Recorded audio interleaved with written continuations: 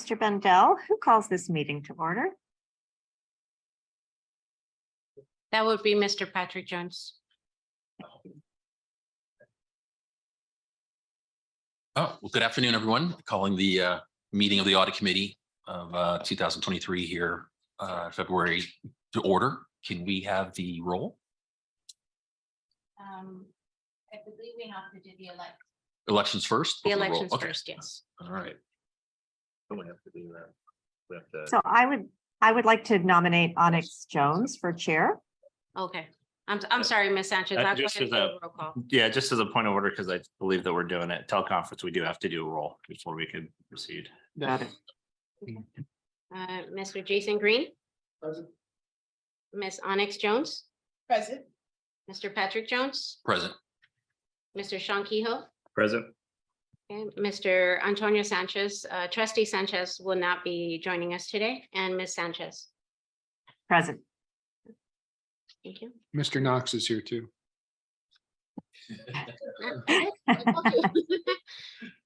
Mr. Knox is present as well. Okay. Mr. Jones. All right. So then we have our elections of officers as our first order of business. Do we have a nomination for chair? I have a nomination. Trustee Sanchez. I would like to nominate Onyx Jones. And I'll second it. Do we have any other nominees? There being none, do we still kind of officially vote or do we just kind of?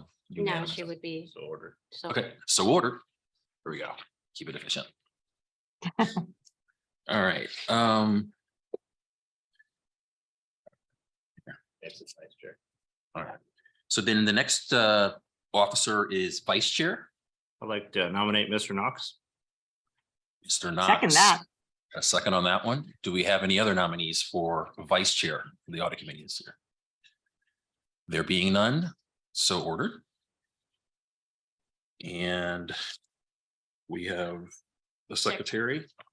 Okay. Do we have any nominees for the secretary for the audit committee here? I nominate Mr. Jones. Oh, so I get to I'll get second that. the redux for Jones here. Okay. Are there any other nominations besides Mr. Jones? Speaking of myself in the third person, there being none, so ordered. And then that's the last one, correct? Yes. Okay, it is. All right.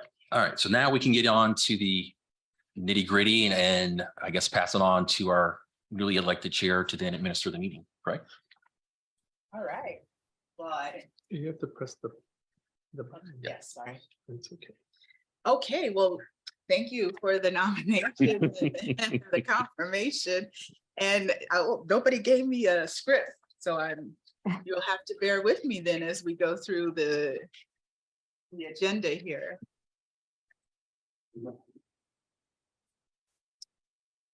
All right, so I have approval of the minutes.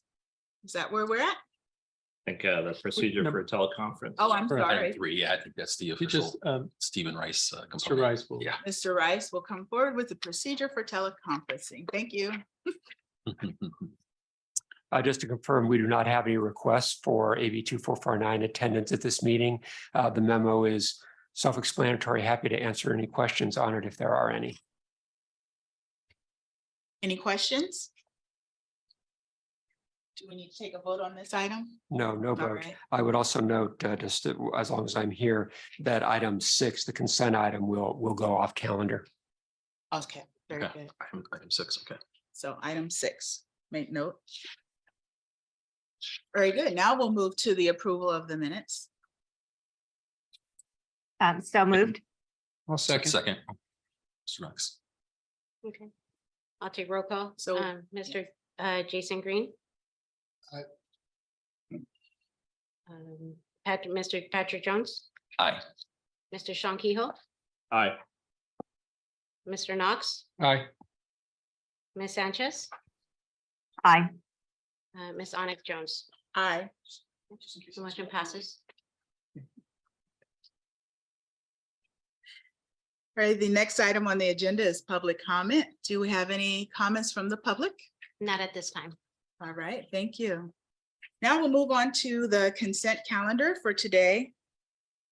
Are there any items we need to address on consent? It's pulled. That particular item. We go to item 7. 6 is pulled. Yes, My apologies, that is 6. item 7. All right, moving on to non-consent items. So we'll start with A, which is our proposed audit committee meeting dates. Well, good afternoon, Madam Chair. Congratulations. Look forward to working with you. Good afternoon, trustees. The audit committee charter requires that we meet it's 4 times per year, and we've proposed 4 quarterly dates, June 1st, August 31st, and December 14th as dates at 9 a.m. Very good. Assuming that everyone checked their calendars for these dates, does anyone have any concerns with the proposal? Can I get a motion to approve it? I'll second. I'll go ahead and take. Motion to approve, just Mr. Jones. I'm sorry, Jason Green. Aye. Mr. Jones, aye. Mr. Kehoe, Aye. Mr. Knotts. Aye. Ms. Sanchez, Aye. Chair Jones, We have 2. Aye. Onyx Jones. I'm Oh, sorry, Chair. Onyx. I- The motion passes unanimously. All right, thank you. Yes, all right, so we're going to move on to the next item, which is selection of LACERA's external financial auditor. Do we have a presentation from staff? Yes, we do. Good afternoon, Chair Jones, trustees. Today, we are here so that your committee may select LACERA's next financial auditor. Next slide, please.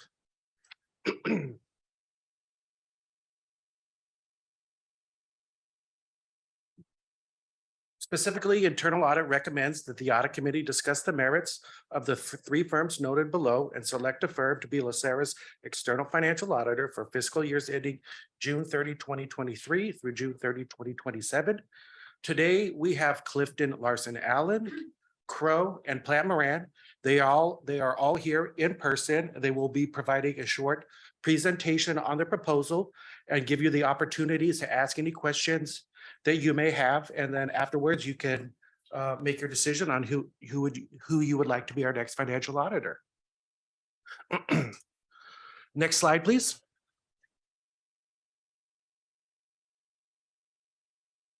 Well, a little bit of background. It is this committee's chartered responsibility to approve the appointment and the compensation of LACERA's financial auditor.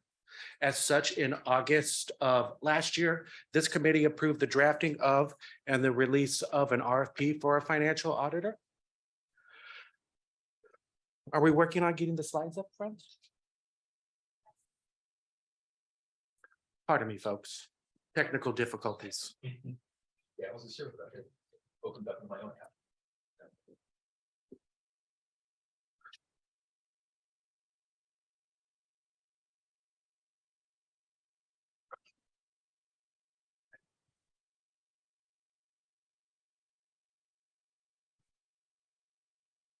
All right, so as we said, it is this committee's responsibility to be selecting financial auditor. Next slide, please. So in order to get our bid or our RFP out to as many qualified firms as possible, we took a 3-fold approach. First, we looked at all the other Sarah pension funds throughout the state, and if they had of assets over $2 billion, we identified their auditors and added them to our distribution list.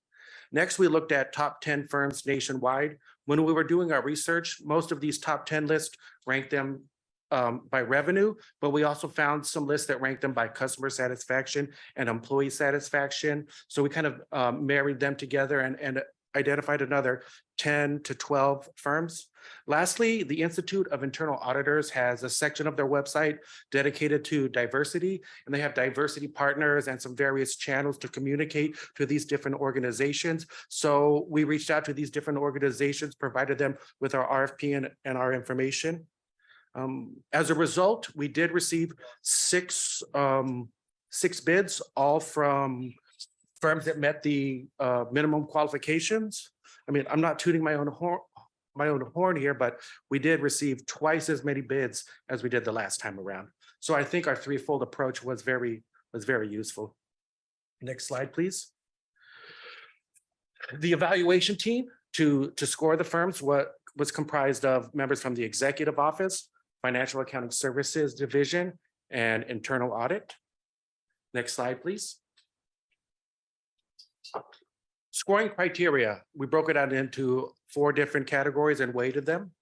So the first category was firm qualification and experience, weighted towards 30%. The next was staff qualifications and experience, again at 30%. The third category was audit methodology, another 30%. And last was fees, which we weighted at 10%. Next slide, please. So all members of the evaluation team scored each firm independently.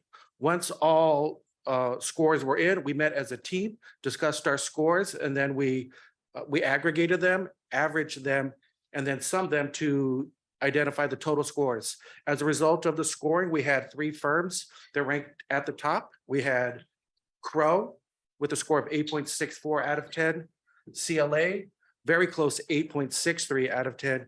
And lastly was Plant Moran with a 9.08 out of 10. Next slide, please. I'd like to pivot this time and talk a little bit about diversity, equity, and inclusion. Specifically from an industry viewpoint, we did some research and we identified the February 2021 study, Diversifying Global Accounting Talent. This was a study sponsored by the Institute of Management Accountants, the California Society of CPAs, and the International Federation of Accountants. This study noted that there definitely was a diversity gap, particularly when they were looking at diversity between professional staff versus those at the executive level. There was a gap there, and they identified that gap, and they discussed how that gap needs to be bridged. And in addition to that, they said that diversity, equity, and inclusion is not only just a moral issue, but if you want to be relevant in the marketplace, you're going to need to embrace diversity, equity, and inclusion. Diverse staff drives diverse thought, which leads to innovation, which can result in new revenues or in new opportunities for revenue. Now, while they did note that there was a diversity gap, when they were reaching out to the firm leaders, the CPA leaders, they did say that a lot of these firms had already recognized this gap, already recognized the public's desire for diversity, equity, and inclusion, and have taken some of the preliminary steps to fold it into their organizations. They said this was a good first start, but they did note that there's a long road ahead of them in order to, get the organizations up to speed. Next slide, please.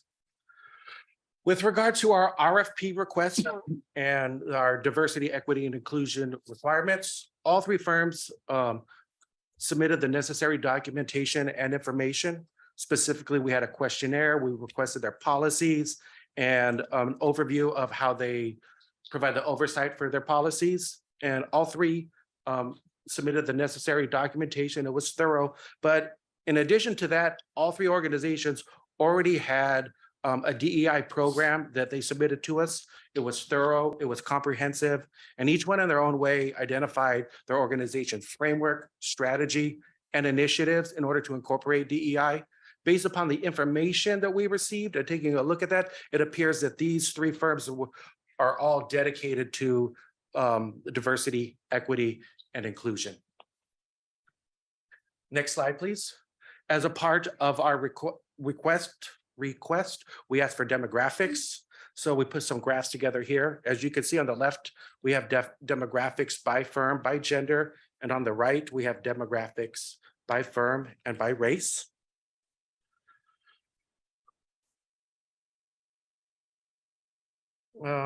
This is a comparative fee schedule. On your far right, you will see the total cost for each firm. We also broke fees down to an average hourly rate as well as an annual rate. In addition to that, we wanted you guys to see the hours. So again, we broke it down into annual hours and total 5-year hours for each firm. Next slide, please. So before I continue, I want to preface that each one of these firms, based upon our review, is experienced, qualified, and would be a valid firm to be LACERA's financial auditor. Based on the proposal, we did have some highlights that we put on the slide here. Particularly Crow, extensive public pension fund experience, including Seral experience. Currently, they are the auditor for CalSTRS. With regards to CalSTRS, it looked like the team that they proposed for us is also the same team that was the CalSTRS audit team last year. Now, assuming that LACERA and CalSTRS have the similar timing, we want to make sure that we're not splitting our time between the two. We want to make sure that if we choose Crow, that team is going to be focused on LACERA. Next slide, please. CLA, again, extensive public pension fund experience and Seral experience. They were recently the auditors for Fresno County and Kern County pension funds. And this is the one firm that we did identify that had a dedicated IT professional on the team. All of these firms will have that will have an IT professional within their firm that they can rely on, but we did note that they did have a dedicated IT professional. Next slide, please. Lastly, we have Plant Moran. Plant Moran has been our auditor for the last 6 years. 6 years. Pardon me, it says 7. They've been our auditor for the last 6 years. Comparatively and relatively, they would have the most experience. Plant Moran bid the most audit hours, including the most partner hours for the engagement. As such, they did have the highest cost. Next slide, please. So at this time, I'll be happy to answer any questions you may have. If not, I can go ahead and bring in Clifton Larson Allen, as they'll be our first presenter today. Thank you. Any preliminary questions before the presentations? Yeah, just regarding the IT side of the situation. So I know CLA is going to have somebody full-time on the staff. Plant Moran has access to IT auditors. What percentage of our overall audits, and this is more question internally, what percentage of our audits involve IT? What percentage of our overall internal audits involve review of IT operations? Well, I mean, based upon the audit itself, throughout the organization, everybody's using IT in one set or another. So as internal auditors, we need to have the fundamental knowledge with relates to IT. So we should be have it incorporated to all of our audits. IT is a component of all audits, but specifically IT related audits, I think it's probably around 10 to 15% focus on IT, maybe around there. Okay, and this might be a better question for them, right? They're coming in to do the presentation, right? So yeah, and this is the financial audit, so it's not, it's you know, there's always a component of assessing the internal controls and the IT controls as part of the financial audit. So it's a little different than the internal audit work that we do. Yeah. Got it. And but all of them have relayed that they have access to IT auditors. So even if a component is questioned on how they do security controls on the financial elements or whatever, they can access them, and they're going to include that as part of their audits. Yes, in the past, our financial auditor, they didn't necessarily have a dedicated IT professional, but they did have staff that was knowledgeable about the IT area, and they were able to conduct their audit requirements as such. Okay, thank you. Trustee Knox? Thank you very much.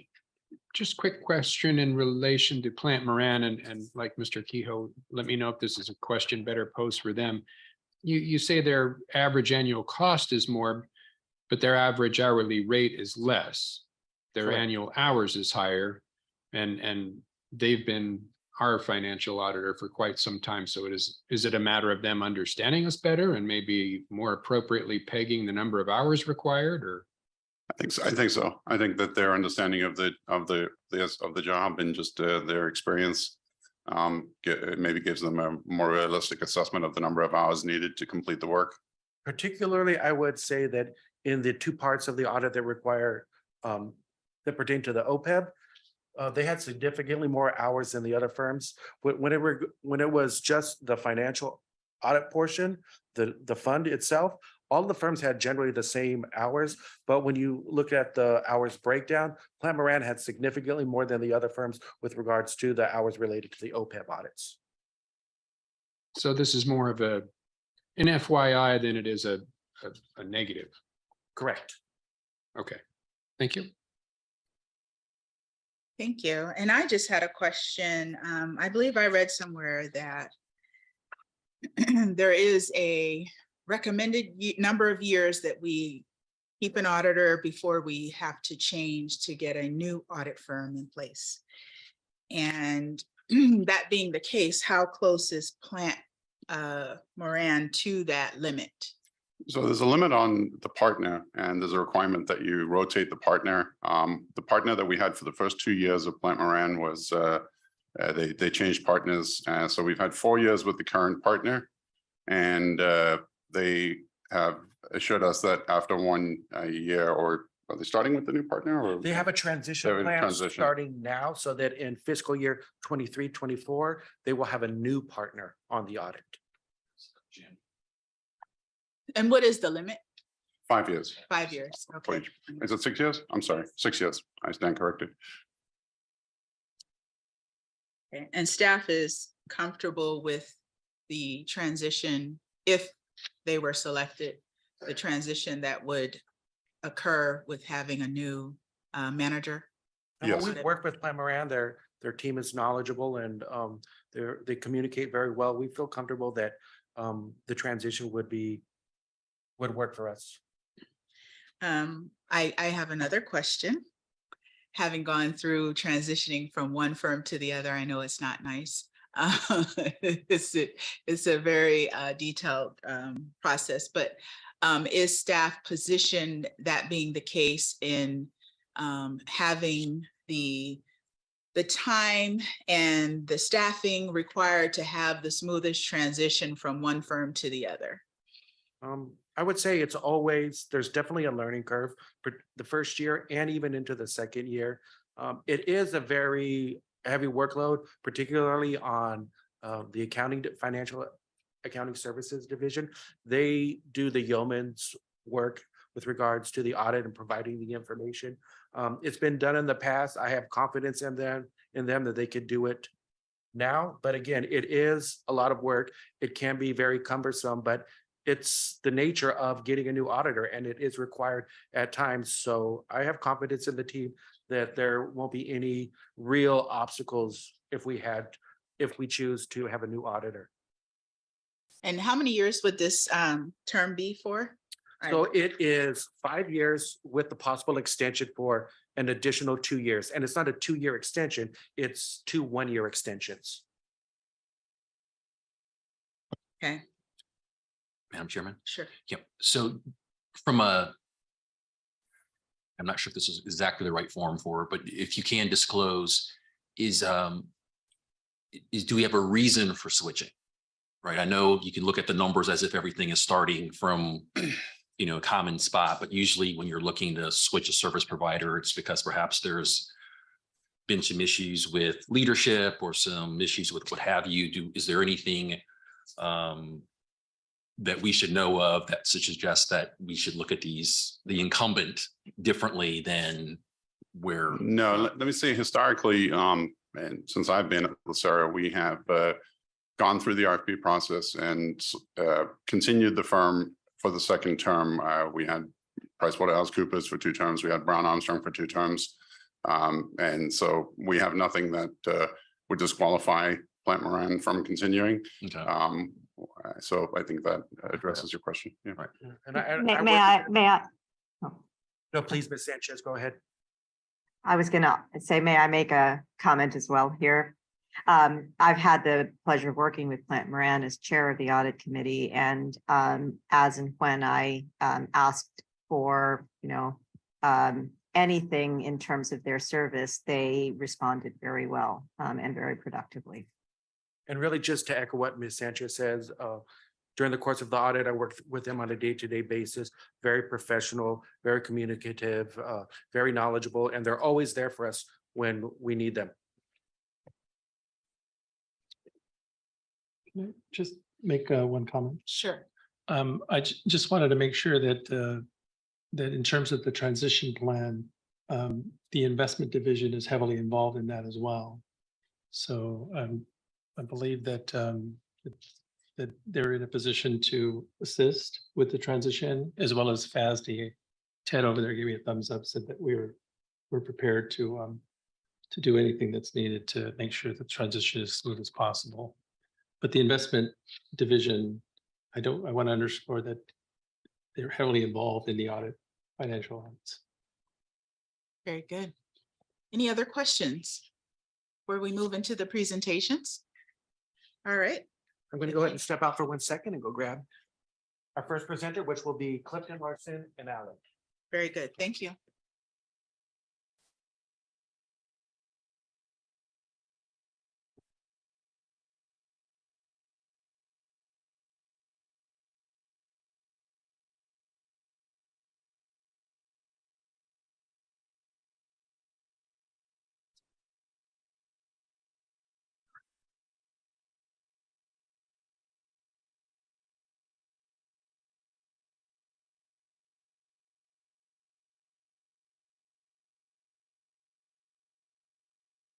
Why did he have to go?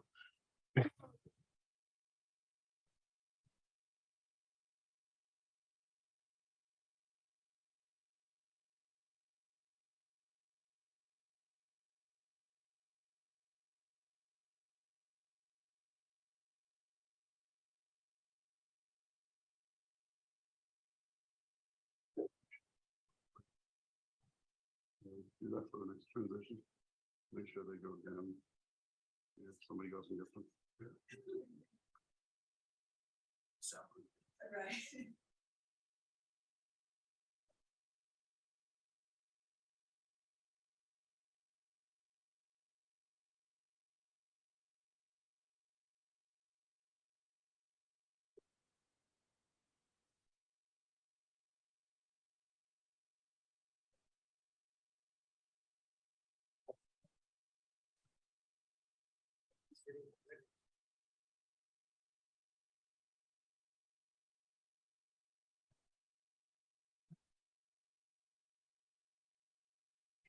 So this is Clifton, Larson, and Allen. Today with us, we have partner Chris Rogers and manager Brittany Smith, and they're going to go ahead and give their presentation for you.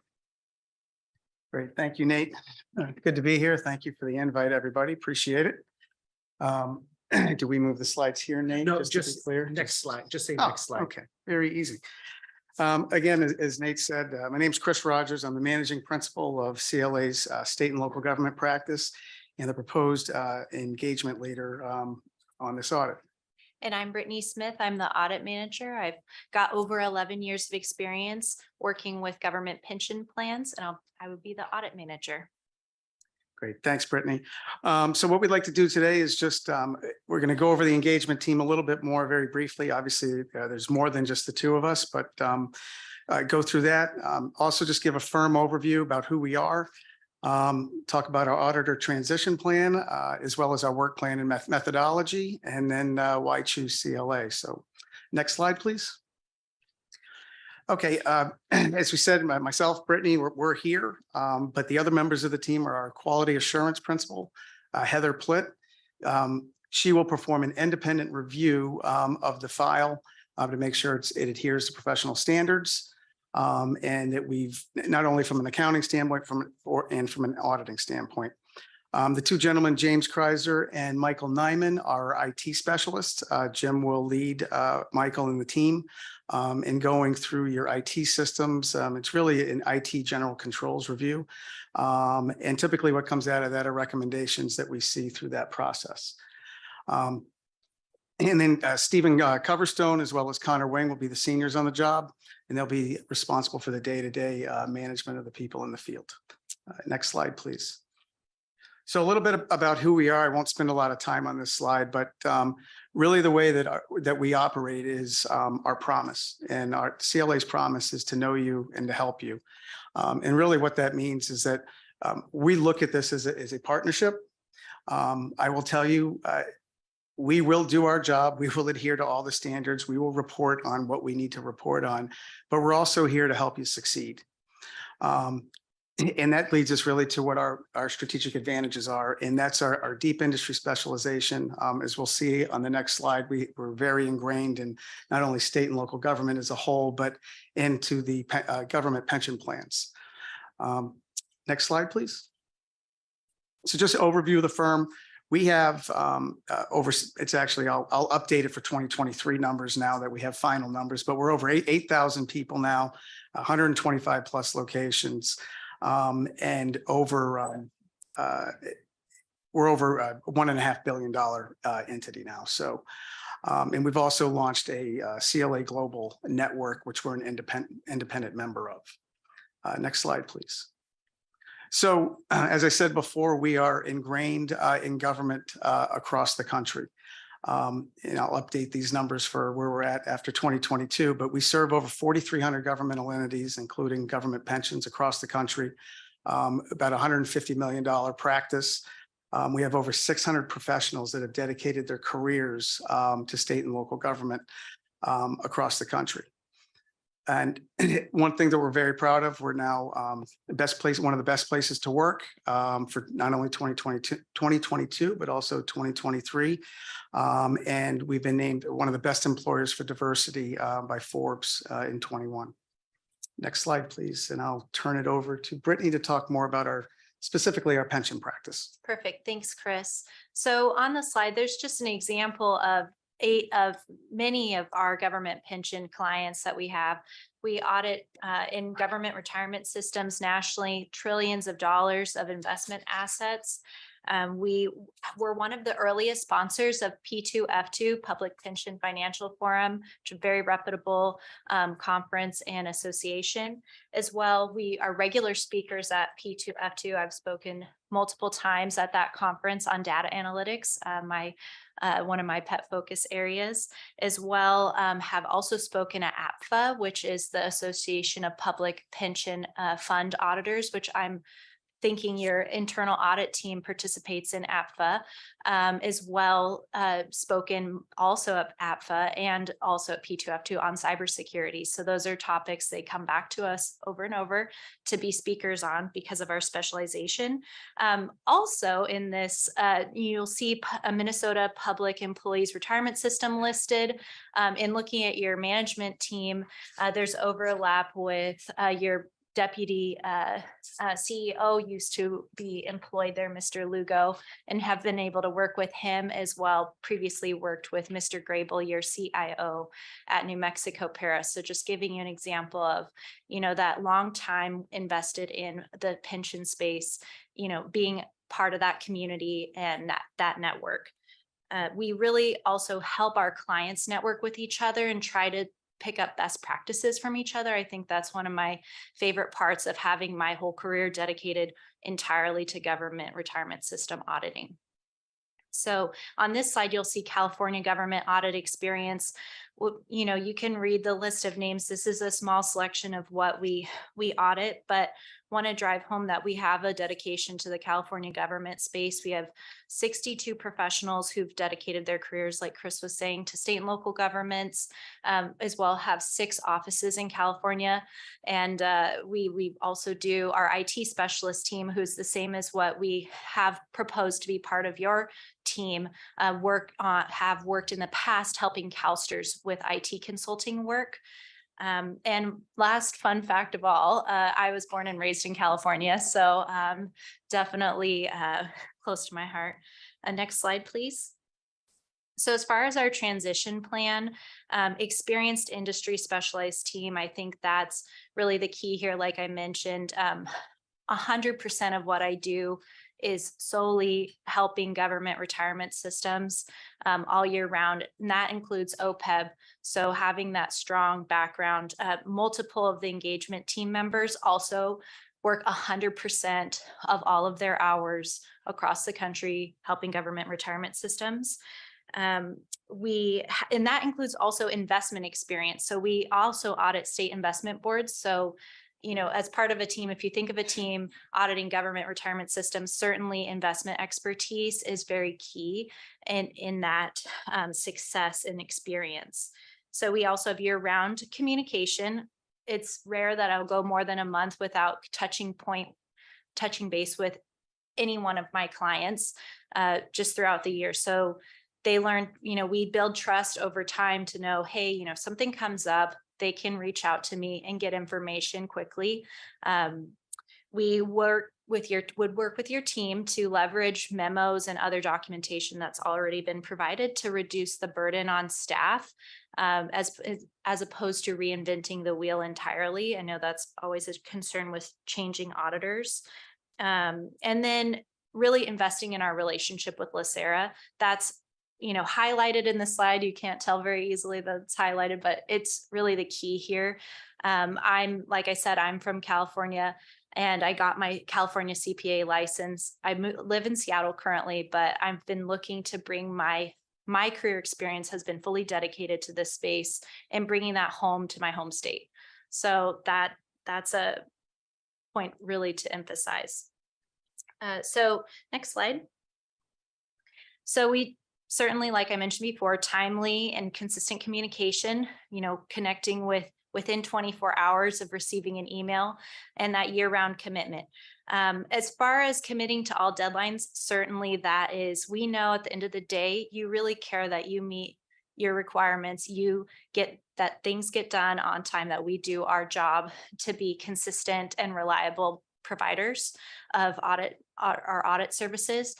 With that being said, we have worked with the Washington State Department of Retirement System, a very strong relationship for the last 12 years, and their audit deadline was exactly the same as LACERA's audit deadline.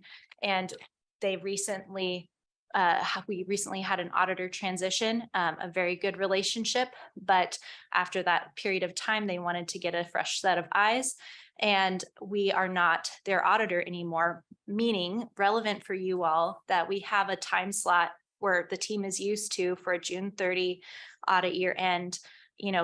That's a quick turnaround. To have an audit deadline mid-October is earlier than many of the states and local governments have their audit deadline. So relevant to point out. Next slide, please. So as far as our seamless assurance advantage, there's a lot of details on this slide, but what I want to drive home here is that we, even before COVID, we had created an initiative to, when we're at a client site, we really want it to be impactful. We want it to be, not sure how many of each of you have experienced auditors just sitting in their room looking at spreadsheets all day long. A lot of what we do is looking at our computer screens, but we work to structure the audit and staff it such that we do that work in our offices. And when we're on site at your offices, we're focusing on that body language, the people interaction, so that we can pick up on the, any potential concerns that could arise from engaging with your team members. So that's really the focus of that priority for CLA. Next slide, please.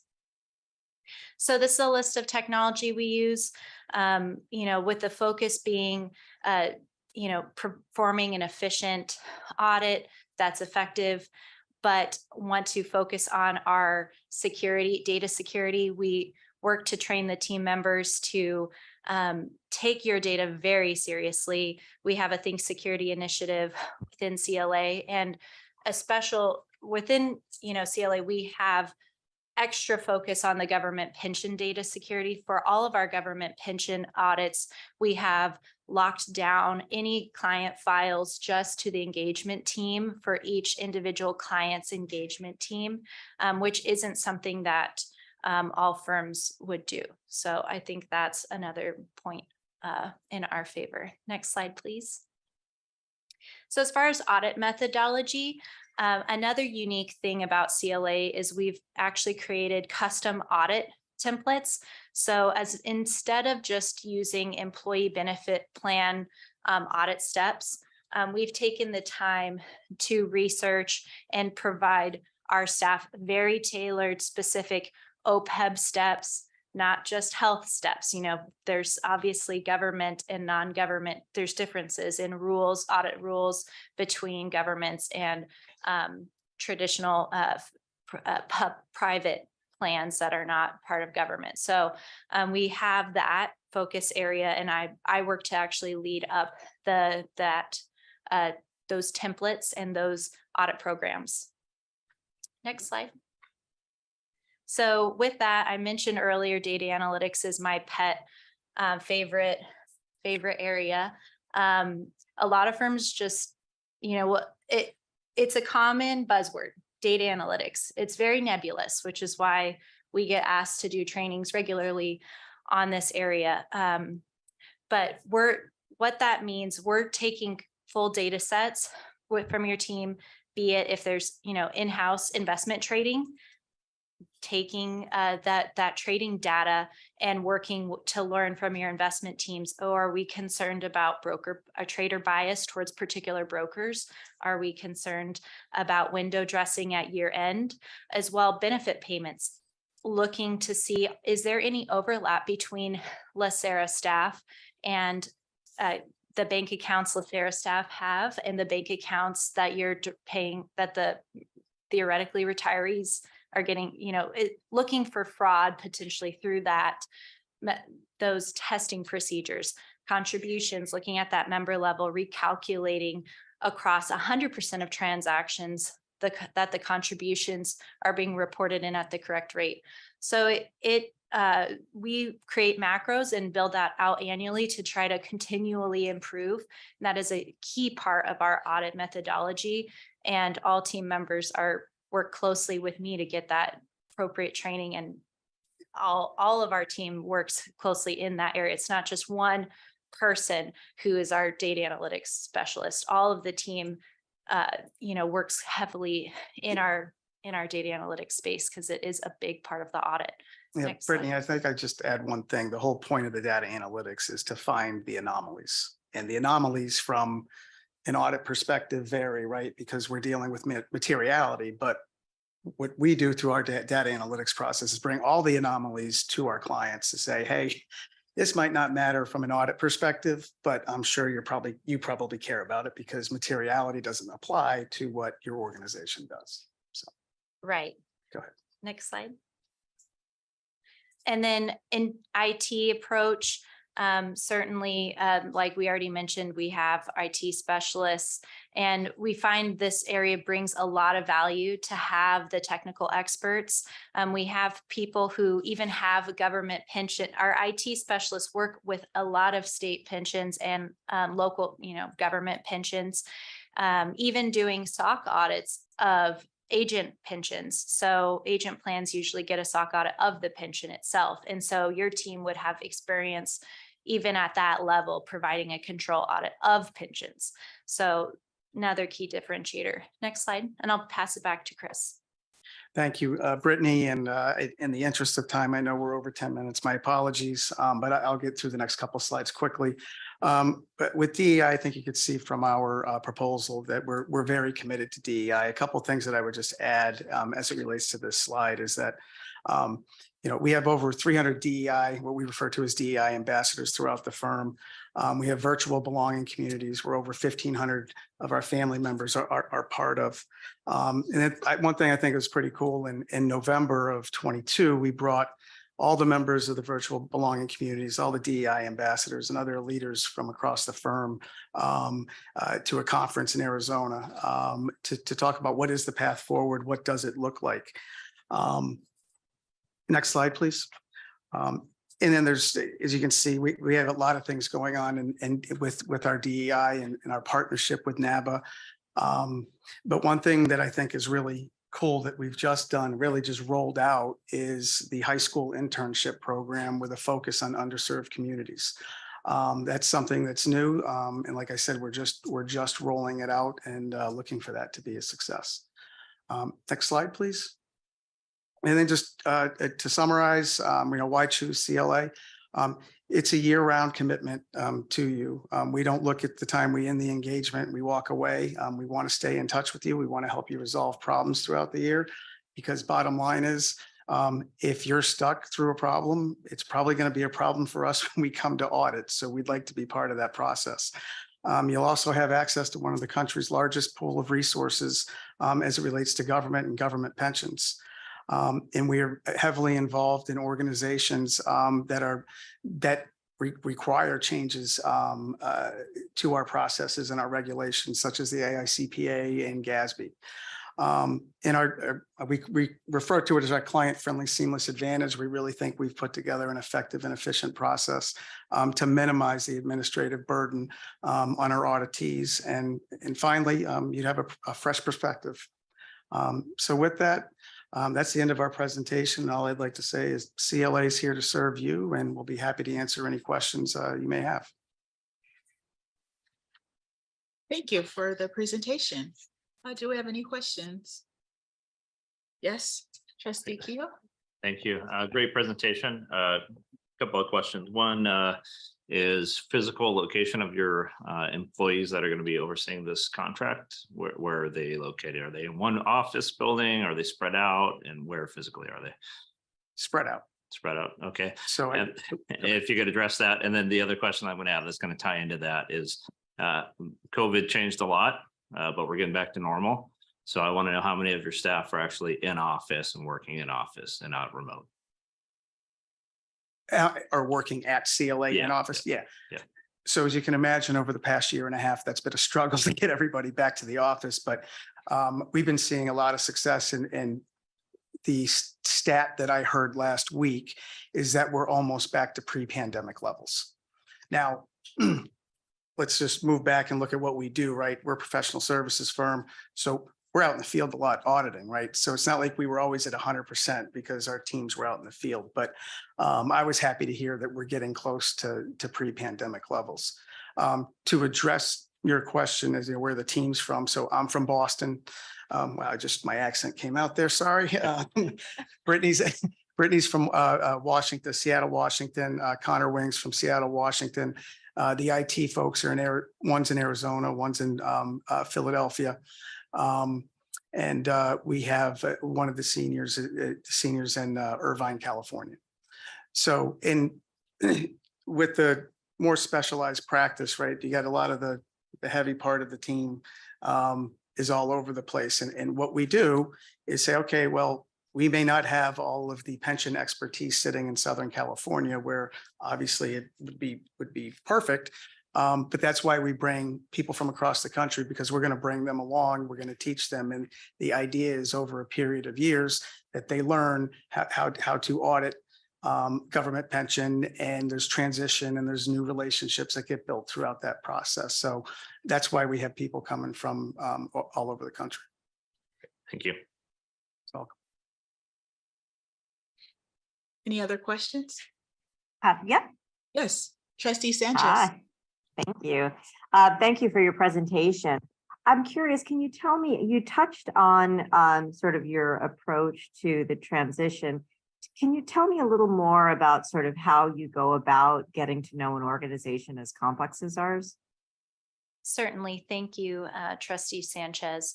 So, step one would be having a kickoff call and connecting with the key team members, really trying to have an initial conversation to learn the key point people, who should we be directing different calls or discussions with. Also obtaining a statement, of your processes, getting documentation to read ahead. And we put a lot of effort into meeting with staff and doing what we, audit walkthroughs. So as we'll be reading your documentation, but we would be meeting to actually, work through, okay, what does it look like when you actually do a new retirement? What does it look like in all these different scenarios? And especially in the first year, we make sure that the people doing that have a very high level of experience. Likely I would be meeting with your staff individually, especially in the more technical areas and having multiple team members there to really make sure that we have a solid understanding, especially in setting up our documentation around your controls on our end. but certainly leaning on the documentation that your team already would have over the procedures. Does that cover your question, Ms. Sanchez? It does. Thank you. All right, thank you. I have a few questions. I thank you for more details on the transition because I was interested in hearing a little more detail about that because, as you know, that's a huge undertaking. Yeah. And so that is a part of the decision making. I guess I've seen where we roll in IT analysis along with the financial audit. How do you see that benefits specifically LACERA in having that component, because you do have, dedicated staff in that area? How does that benefit us?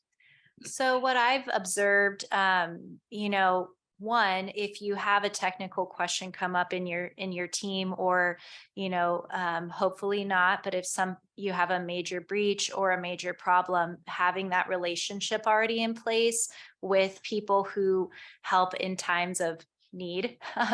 We always hope that bad day doesn't happen where there's a major problem, but I think even having having relationships in place benefits LACERA. But just in a regular year where there's not a crisis that comes up, just having another look, we really try to have that be a value add for you all instead of just checking a box. Certainly we do, as part of our audit requirements, need to get an understanding of your IT procedures.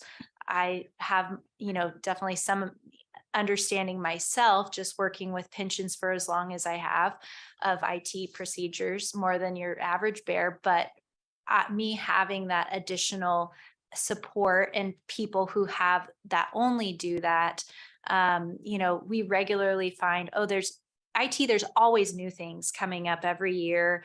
And so each year, they'll give feedback to the staff, the IT staff, that our IT people, we structure it such that they work directly with your IT people. Usually IT people, have their own language, their own way of working, instead of having the accountants be involved in that part of the audit work. Yeah, and just to add on to that, I haven't seen one, and our IT professionals work on, engagements the size of states to large complex, which are large and complex government pension plans, all the way down to, smaller entities.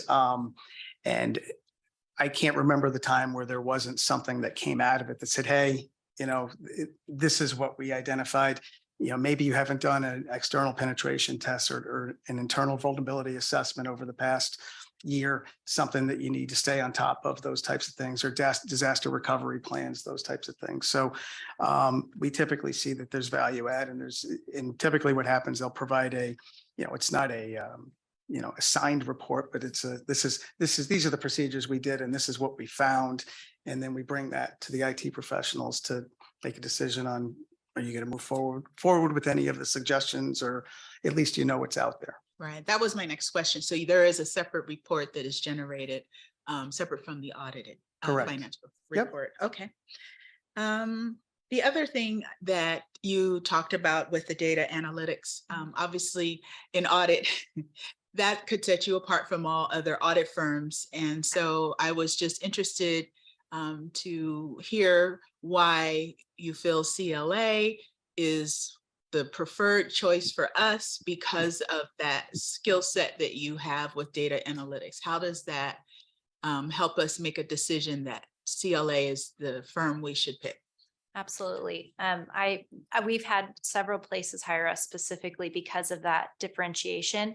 I believe in it. I've been the lead person on the analytics for government pension, and you could line up every client that I have worked with and other team members who I've helped train to do the analytics, and I wish I could have them all in here in a line and tell you, there's been ones where, we found that members weren't being, they were essentially getting additional amounts withheld, and the amounts weren't being refunded to members for years and years, and projects created to help address, we owe a big chunk of the membership money, right? So that could be a benefit, identifying something that's maybe small, one by one, a tiny amount that impacts 1,000 people.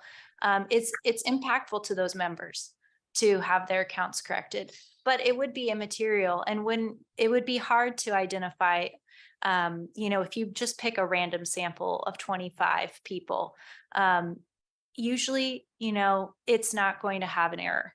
But if you look at 100% of all the transactions for specific items, there's going to be errors. Every pension is going to have some errors. We're assessing, hey, whether they're material, whether it impacts the financials, but at least we've given the staff the information on the small things too. And that's the ability to run an analysis on the entire population, right, is different than the sampling method. Because sometimes, I mean, I'm an auditor, I've been an auditor a very long time, and we do a test of controls over 40 transactions and have millions and millions of transactions. What does that really tell you, right? So getting the 100% of the population and be able to perform a predictive analytical, I think is critical. And those anomalies that I referred to before, a lot of times they're not really critical from an audit perspective, right? Because of materiality, but the organization doesn't look at materiality. You look at every penny that goes in and out of this place, right? So I think that's the benefit that you get out of it. Madam Chair. So just to be clear, this is a proprietary tool that the firm has invested in to be able to ingest large data sets, and you're running a series of experienced algorithms against this I just want to make sure it's not a tool that we can turn around and invest in ourselves and do the same things, or. I'm excited for that question. Okay. So we use the tool called IDEA. That's a common tool used by firms, and especially in the use of looking for fraud. So if there's been, consultants would use that, or other auditors would use that, especially in the case of, hey, there's been fraud and we're hired in to help consult to figure out, well, what are all the problems there? So this is that type of a tool. We do look, yes, there's a forensics element to it. I'm saying also forensic specialists across the country would use this tool. This isn't proprietary, but it's commonly used for that purpose, for that forensic purpose, and also audit purposes. So you could, and several of my clients have bought this tool, IDEA, and we've provided our macros that we've created that are custom to your data set. Certainly, it's not just a one size fits all, because LACERA has unique laws, has unique risks that we'll be assessing and then incorporating into our testing. So certainly we partner with our clients and try to encourage creating these types of procedures on there. And so that's something I really advocate for as well. My final question is, you said you received a reward for diversity. Could you tell us about the award that you received, the Best Employer for Diversity from Forbes? Can you tell us a little bit about what you did that garnered you the award? Well, I think so I might mess up the year here, but in 2017, I believe it was, our CEO signed a pledge for DEI. And ever since then, we have been extremely intentional about what we're doing surrounding DEI. So like what I was talking about, those virtual belonging communities, what we're doing in the community, our CLA Foundation, we've awarded over $5 million since I think 2015 or 16. That supports that many of the projects that we support are supporting DEI. So it's all the activities that I think we've done over the past several years that support DEI that afforded us that award. Thank you. You're welcome. Trustees, any more questions? Well, thank you so much for your time, and I think we have all our questions answered.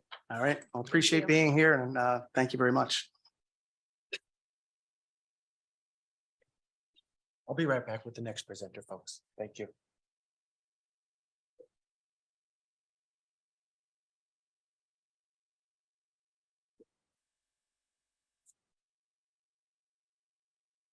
Yes. We use ACL. It's a similar tool. And so we use that, but maybe not as extensively as they do. But we do that kind of auditing as well.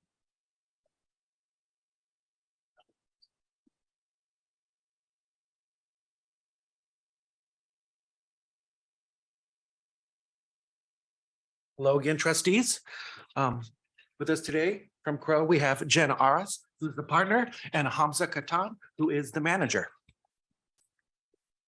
Great. We're And, ready to. Slides should be coming up shortly. All right. Well, thank you for having us with you here this afternoon. We'll try to be brief and just provide some highlights for you on our proposal and why we hope that Crow would be a great partner for LACERA. Should I wait for the slides or go ahead and Yes, get they should be started? coming shortly. Okay.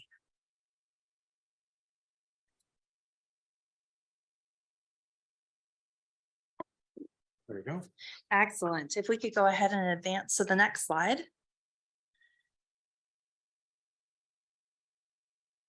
Next slide. Thank you. So just wanted to highlight some faces here for you of our core team members. There are a number of other individuals that would be a little bit more, call it behind the scenes, but obviously I am your proposed signing partner. Hamza would be your manager on a day-to-day basis. We've included Kevin Smith, who is the head of our public sector audit practice for the entire firm and has a number of other roles, including serving on advisory boards to the GASB, and so really brings a technical expertise there from a concurring partner review standpoint. And then we've included the two kind of day-to-day people that you would see if choosing Crow as your auditor, both Curtis Gunther, is our senior auditor, and then Brianna Baishling, who is the proposed engagement staff. So next slide. Just some brief highlights for you here about Crow. Not sure how much you may know about us, but Crow is the 9th largest accounting firm in the US. So we're real proud of being within that top 10 group. We have been in business for over 80 years. So we have a long-standing history of not only, serving public markets, but also serving the public sector practice group or industry group. We have over 5,000 professionals nationally and over 40 offices across the US. And so we really run our firm by specialty group, by practice group. And so by using a national approach, we're able to pull the best people for your team and make sure that the right expertise is assigned to the engagement to manage the audit risk and make sure that you are well served in the process. In order to make this all work, we need employees that are happy and are able to thrive and succeed. And so you'll see here on the slide, we've highlighted some of our best places to work awards that we've received over the years. A number of these we've received many years in a row, 6, 7 years in a row, we've been recognized as a great place to work or best workplace for parents, for young professionals. The Fortune 100 list is a place where we've been recognized a number of times. So real proud of that. Next slide, please.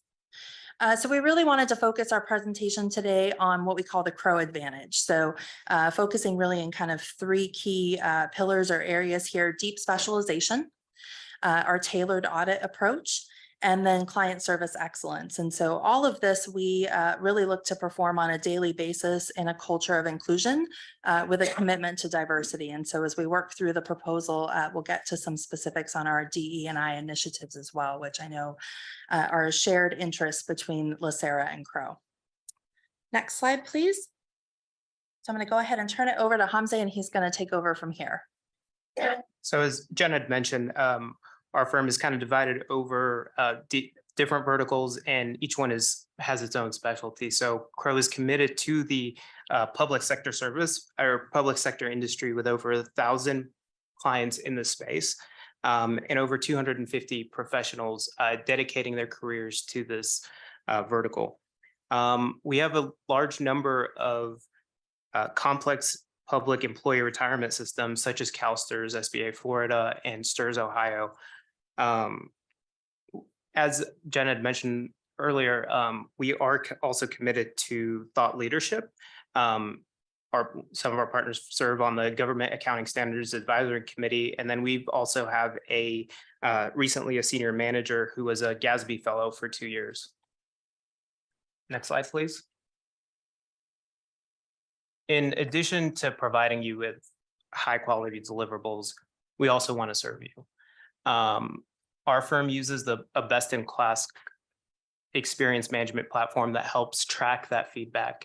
And here we have little snippets of what our clients think of us. I mean, over 95% of us say that we help them make smart decisions. In addition, they like working with us. Next slide, please. So we know you've been with the same firm for a number of years, and you might be thinking of, do we need a fresh perspective? But change can be daunting. We have invested a lot of time and resources into making the transition seamless and efficient through various tools such as Secure Exchange, which is our platform for communication. It facilitates a means of trading documents in a secure and organized fashion. And it also gives a high-level dashboard of really where is the audit. So anyone can kind of go in and see what the percentage of, or the quick KPIs and determine what the status of the audit is.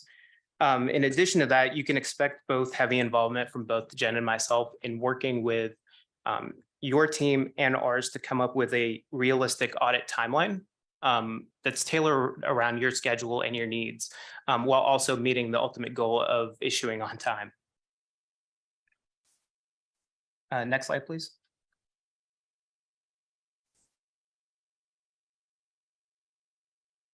This is a high-level overview of kind of how we've divvied up our audit into phases. Well, the whole time maintaining a focus on audit quality, because you have a number of, or your members rely on, their retirements rely on this information, and we don't take that lightly. Starting off with planning, we take the time to understand your environment, understand your risks, and understand the organization. And from there, we move into internal controls where we understand your entity level IT and account level controls. So we focus on the key cycles, and within those cycles, what are the financially significant IT systems that support them? And in certain scenarios, we are testing those for reliance sometimes. Moving into audit procedures, that's really the meat and potatoes of the audit, where we're testing the balances substantively and reviewing the financial statements and the disclosures. And then finally, we move into the reporting phase where at this point we have gotten through, the IT controls, the substantive procedures, and we're taking now a high level view of the financial statements and pulling in our technical reviewers as well as our concurring partners. All right. And yeah, I think next slide, please. Next slide, please. Yeah, thank you. So Hamza mentioned our substantive testing, and if I think about, where a lot of the effort from the audit process goes into, it's in the investment portfolio. And so not every investment is the same. And looking at LACERA's portfolio, you have a diversified, grouping of investments, and about 35% of those are hard to value, right? They're not easily obtainable from a pricing on a daily basis out there on, Yahoo Finance, right? So we really take a multi-pronged approach in testing the investment portfolio. So we're going to bifurcate the portfolio. We're going to understand the controls that LACERA has in place to work through the valuation process internally, work through our understanding of those controls, in some cases, perhaps test those controls. You're going to have, information that you're receiving from your custodian. Crow has a lot of experience working with State Street Bank, BNY Mellon, all of the big kind of common service providers. We're familiar with their SOC reports and working through the evaluation of those and those key user controls. So we're going to be diving deep in this area. As it relates to, the specific audit testing, Crow is a full service accounting firm. And so outside of the public employee retirement systems that we audit a number of private foundations, private equity groups and insurance companies that also have very complex and diverse investment portfolios. So annually, we're auditing in detail over $1 trillion in investments. And so that gives us a core group of people that are really experienced in doing this work, and a wide variety of information and sources to draw from. So, we have some specialized personnel, and we feel like deep specialization is important. And so we have someone that, exclusively is used to looking at real estate appraisals, because I'm not an appraiser. And, while I am hopefully a pretty good auditor, that's not my deep specialization. And so because of those resources, I'm able to partner with them and have them, look at appraisals for your closely held real estate investments. We also have a team of people actually that are very dedicated to auditing private equity investments. Not every private equity deal is the same. And so really starting at the contract and understanding, how you're working with a GP and how each of those deals are structured could really be important in the classification of the investment, the valuation of the investment. It's kind of a tumultuous time right now with private equity and real estate even. And so understanding those risks and being able to, challenge management and their valuation approach and make sure that, the numbers are fairly stated is really something that we take seriously. Additionally, we have a pricing desk internally, and so we utilize that for those easier to value assets, if you will. And we also have a long-standing relationship with Harvest Investments, which really can be helpful in those level 2 assets that, again, are kind of the majority of your portfolio, but a little bit easier to value there, if you will. If we move on to the next slide. I think something that's really important for you to understand about Crow are our core values. And so we had a new CEO come in just a few years ago now, kind of mid-COVID, if you will, and he really took that as a chance to reaffirm our core values. And so shaping your better tomorrow together today is really our commitment, not only to, living in this new world that we're all learning to adjust to kind of post-COVID, but really I think is an inclusive statement. We really want for our clients to be part of our value system and structure there. And so that's where the togetherness comes in. We've really reaffirmed this through care, trust, courage, and stewardship, something that we take very seriously, particularly in the public sector audit practice. And then if we move on to the next slide, this is really just meant to highlight for you some of our DE&I initiatives. And so we have internal groups based on a number of areas that we've identified from a DE&I perspective. But, as I think about the DE&I landscape, nearly everyone has a DE&I initiative, right? And so for me, what distinguishes Crow in this area would be really 2 things. First, we issued a transparency report about a year ago that put, pen to paper and put into writing a number of factors. And I believe we included the transparency report within your proposal. A number of factors related to our metrics and whether it be race, gender, ethnicity, a number of slice and dice, if you will, of the information, and not only put out there where we stood, but also put pen to paper on our goals going forward and put that information out publicly. You can go to our website and pull it down. And so that to me brings about a level of accountability that Crow is willing to come to the table with. And it's something that, we continue to go back to and assess as a touch point. The other thing that I would say too is we've really committed at the campus level to DE&I. And so we're really starting with those initiatives, bringing people into the profession, bringing people into the firm. And so we've done a number of things with HBCU universities. We have something called Crow on Campus, where we're actually hiring students to get a taste of what it's like to do some audit work or tax or consulting work. And we're giving them, they're paid positions that are helping them get through college. And so really trying to work kind of from the ground up, if you will, instead of just focus primarily on our current employment base. So again, I think you'll find our DE&I initiatives, every firm has them, but those are just 2 things I wanted to highlight as kind of outstanding, if you will, as it relates to Crow. So if we move to the next slide. Just in summary here, we very much are looking forward to the opportunity to work with LACERA. We have expertise in serving clients very similar to you. We're very deeply specialized in this area from an investment portfolio standpoint. We feel that there's an alignment in our cultures and value, and so feel that that would be, a nice pairing. Very hands-on in that, partner level, senior manager level commitment. We have the technology to support the exchange of information in a secure way so that there are no privacy concerns for your members. And we really are committed to the audit process and continually evaluating risk and, how best to meet the audit standards. So with that, I thank you for your time, and we'd be happy to address any questions that you may have. If you want to go ahead and move to the next slide. Thank you. Thank you for the presentation. Do we have any questions, trustees? Just looking at, guys do not have a dedicated IT staff or team, is that correct? I don't believe that we included a resume for dedicated IT professionals within the proposal. However, it would be practice to have we call them our IT assurance team. Gotcha.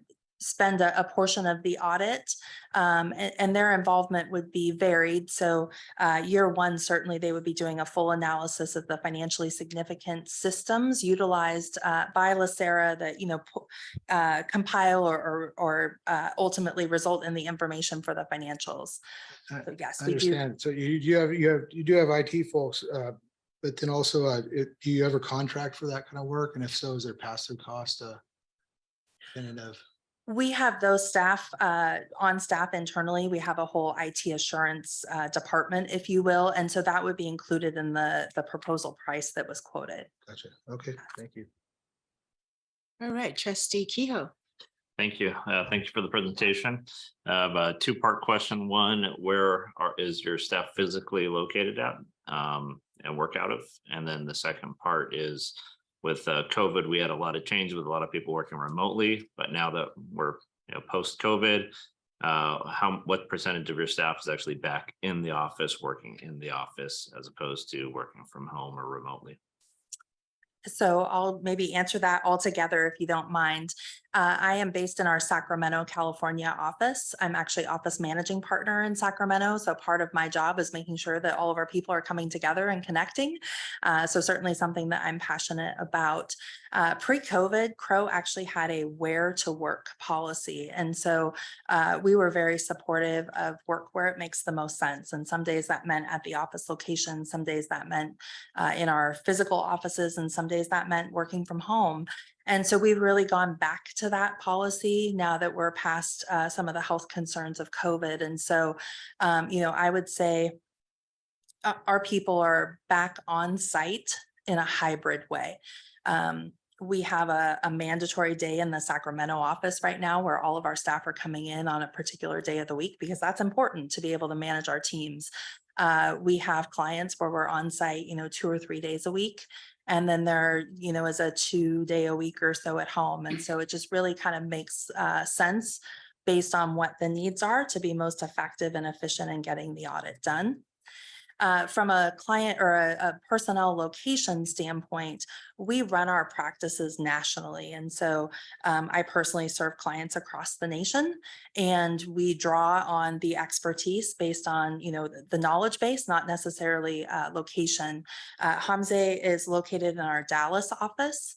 Both of the staff and the senior that I had proposed on the engagement team are also located in Sacramento.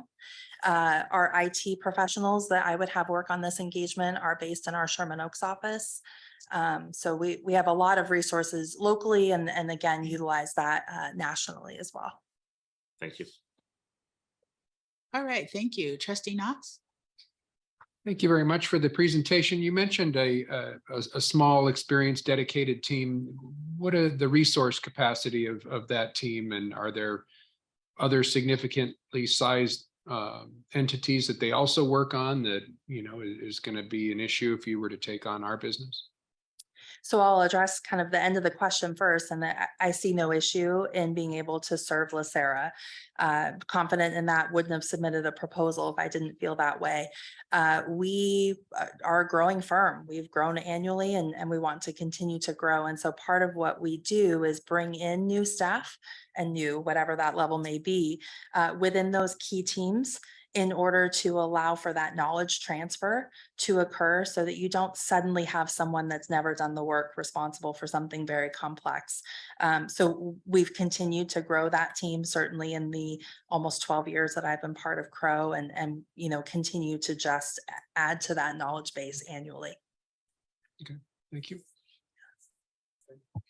Yes, so, yes. Can you just describe how you built the number of hours? Because I see that you have 1,000 hours for this particular engagement. So can you talk a little bit about how you arrived at that figure? Yeah, certainly. So to some degree, it's our best guess, right? I don't know the specifics of LACERA, having not worked with the team here before, but it's based on our experience auditing like entities, auditing like investments.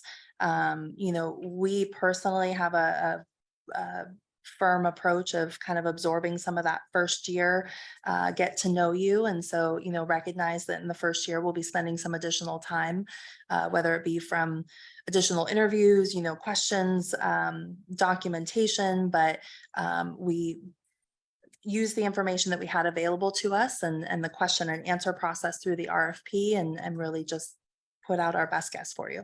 Okay. And in terms of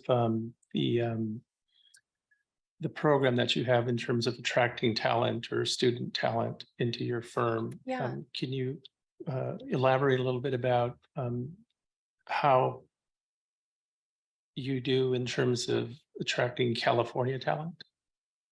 Certainly. Local? So, yeah. A lot of us are graduates of the CSU and UC system here in California. And so we kind of take ownership of our alma maters and really drive the process there, not only from a recruiting standpoint, but an investment standpoint. And so I don't know if I'm too old at this point, but one of my professors at my university is actually still in charge of the accounting program back there. And so, it's a nice way to have that relationship and present to the students, be part of that process as they're, evaluating if public accounting is a career for them. And so we have a number of universities where we do that. We're invested, we're on campus, we're giving presentations, we're doing mock interviews with students, we're bringing them into our offices to see what it's like to be in the public accounting office. We also have pretty robust internship programs. And so we're bringing students in at that sophomore and junior level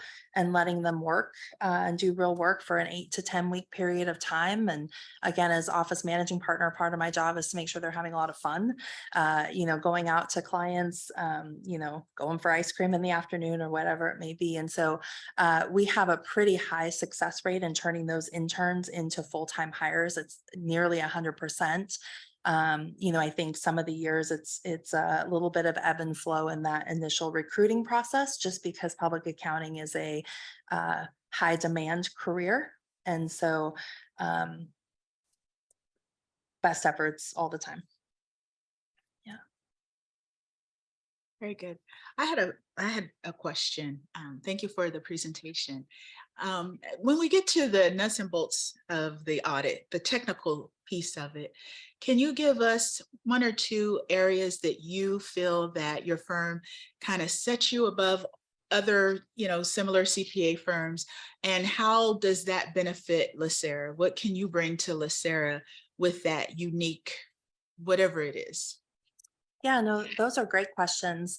So I'll focus maybe on 2. The first is we really like to understand the entity. And so I'm not going to let Hamze release exchange requests for information until we've had a lot of discussion with management at LACERA. We're going to want to ask questions about what information they're already preparing and providing even to all of you in your roles on a monthly or quarterly basis. I'm not going to ask them to go create something just to create it.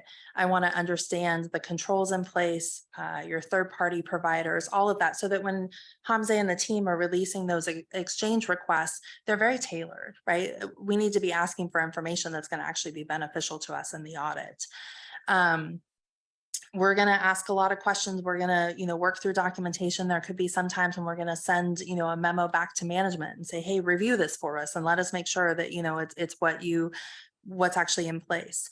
The second thing outside of the planning or understanding is communication. And so I'm not here to play, I've got you, right? Nobody likes audit findings, including me. So, we're going to be upfront in our discussions. Hey, this is what we see. Are we seeing the right thing? Is there something we're missing? Do you have something else in place? And then, heaven forbid, if it's moving forward in the direction of an audit adjustment or a material weakness, a finding, the first time you hear about it in your role as chair is not going to be in one of these open session meetings. It's going to be, much earlier in the process. There's going to be a lot of discussion, a lot of understanding to make sure that, everyone understands where we're coming from, understands our recommendations on how to make it better going forward.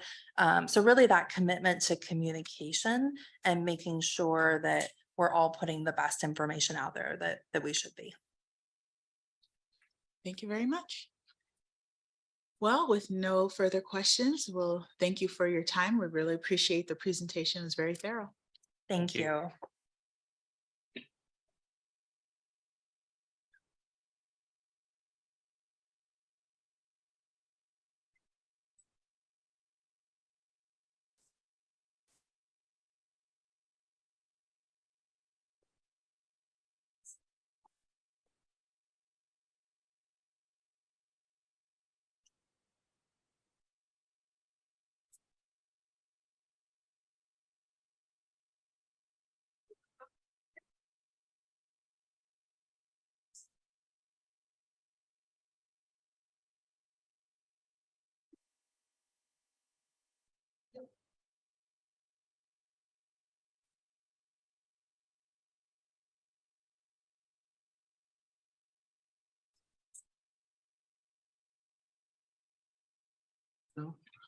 This will be our last presentation.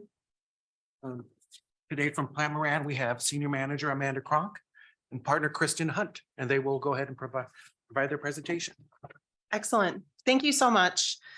We are very excited to be here today to give you a little bit of background on Plant Moran and certainly share with you a few topics that we think set us apart as your audit firm.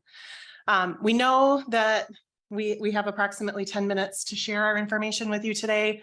You have a full agenda, so we're going to jump right in. As Nate mentioned, I'm Amanda Kronk. I have been working as the senior manager on your account and would continue to do so. A little bit about me. I spend my year auditing public employee retirement systems such as LACERA, along with ERISA plans. So again, defined benefit and OPEB plans, and local units of government, counties, cities, and townships. With me today is Kristen Hunt. She is joining the team as the colleague partner, and I'll let her introduce herself. Hi, nice to meet everyone. My name's Kristen Hunt. I would be joining the team as the colleague partner. We want to turn to the next page and tell you a little bit more about that role. We do have a deep bench of individuals that would be returning from the prior year, but something that's a little bit different that our firm does is we like to have the colleague partner approach. So this just allows you to have some greater flexibility and times to fill in as a substitute whenever that's needed. For example, today, Jean Young, who's been your partner for the past 5 years, I believe. So Jean's actually on vacation this week with her family. And so I'm able to step in to fill her shoes. And then it also worked out to be a very good opportunity because we understand that you have the partner rotation policy. And so it's a great opportunity for me to be able to get to meet you and get to present to you as part of the team. A little bit of background on me. So I've been an auditor for 25 years. I've spent my entire career in the public sector. And so of working with local governments and municipalities and then pension plans as well. So as part of that, besides being able to step in, having that colleague partner approach, it also allows us to have just a set of fresh eyes. And so as you'll notice on the slide that we had previous to this, we have a pretty large team of individuals who have been working with you and have been able to return. So having individuals return year after year gives some nice continuity and knowledge about your organization so that you don't have to spend time training new auditors each year, but then with the ability to rotate some individuals in through the years gives you the best of both worlds, we think. So that way you get the fresh look, but you also have continuity. And then also, as a part of our team, we have Michelle Waterworth. She's the technical partner, and so that she would do the secondary review. Michelle's been with you the entire time that we've been serving the organization. Michelle is also very highly qualified, so we're very proud of her qualifications that she has. She leads our public sector employee retirement plan practice. In addition to that, she is also the chair of the AICPA local government expert panel. So she has a wealth of knowledge and information that she's able to gain working with those colleagues.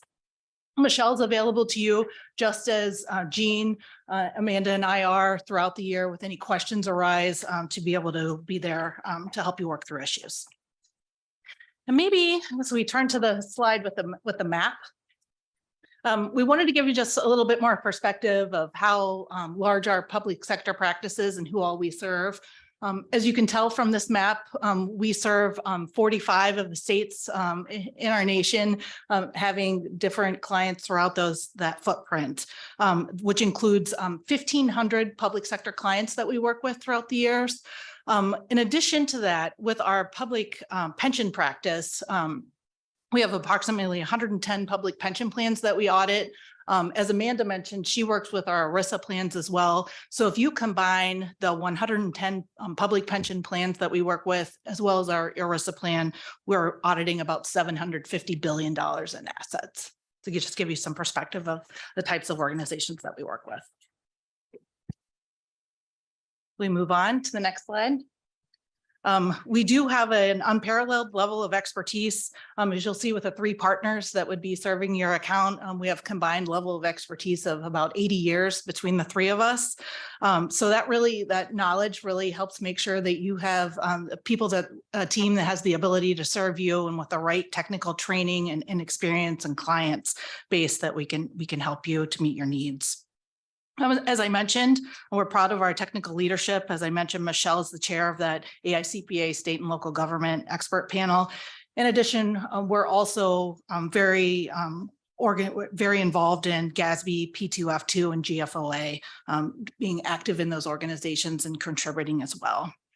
And really, what that means to you in LACERA is that you have that full expertise of our team right there at your fingertips to be able to have any real-time questions that you might have so that we can work through those as questions arise during the year. Just a high quality of deliverables that we're able to provide and also offering different types of training throughout the year that we're able to offer to your team to be able to participate in to stay on top of any new standards. I'd also like to take a couple of minutes to talk to you about our commitment to diversity. That's something that's very important to our firm. And one of the things that I'd like to mention, like we have a link here to our annual report if you have a chance to be able to review that. But really the content of that report, which I'm most proud of, is really that we're able to move into a deeper phase with our commitment to DEI. And what I mean when I say this deeper phase, the first type of a phase would be really looking of recruiting diverse individuals and being able to have them join the team. We've been able to expand upon that and really move into the next level, which really includes being able to retain the individuals that we've been able, the diverse individuals that we've been able to join our team, and then also provide an environment where everyone's able to have equal opportunity to be able to succeed at the firm and have a sense of belonging. as part of that, I think is also something we have to think about, like where does our firm want to be if we're looking 5 or 10 years out? So we've really put in those types of programs and things into our culture so that we're able to see those changes be affected. Some of the examples I could say, and something that I've benefited from, in 2012, we put into place a women in leadership program that really worked on how we would increase partner ranks of females. For many years, there's been about 50-50 male and female coming out of schools, but when you would see the partner ranks, we had a lot less percentage of females making it to partner. And so since 2012, when we put that program into place, we've been able to increase 1% increase each year. So now we're up to 29% of female partners in our group. And so we think it takes that same type of intentionality to improve diversity other than just in gender diversity, to be able to make sure everybody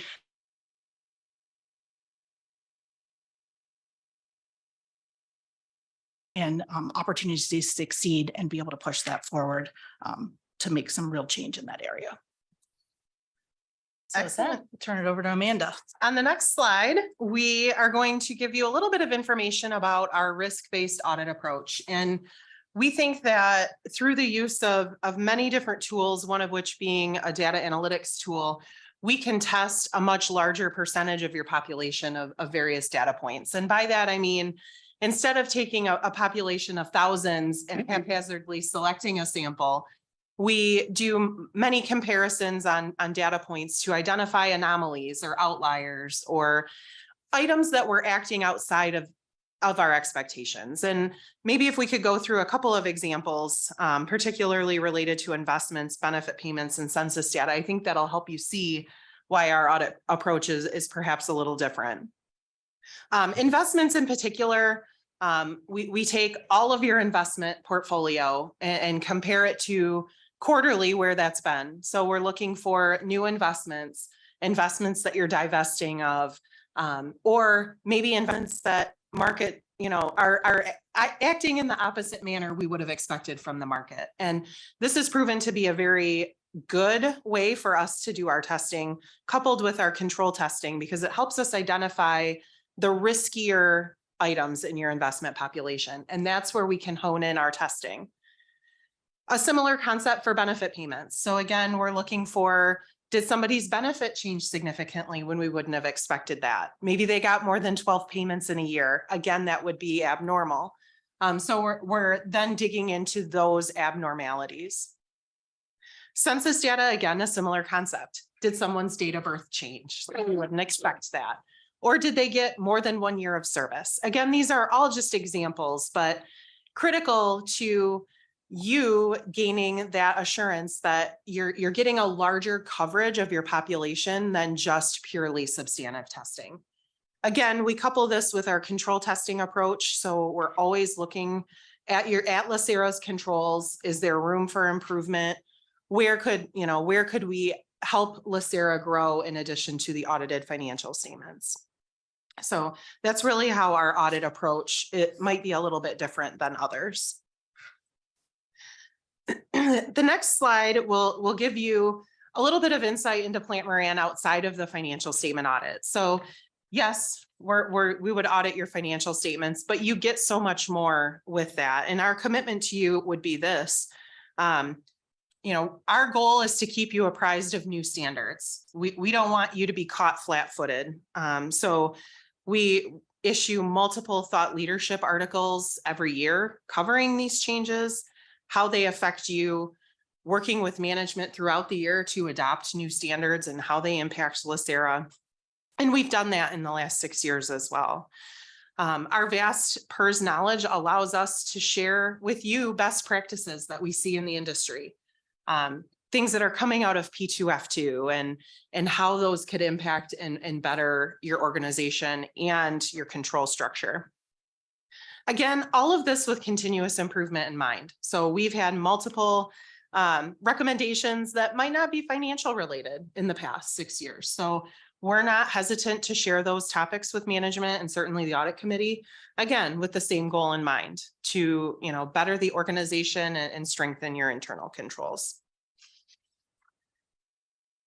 Lastly, on the next slide, we want to be the best partner for LACERA. So as we mentioned, we have our deep public employees retirement systems knowledge that will help your accounting team and certainly all of your financial aspects.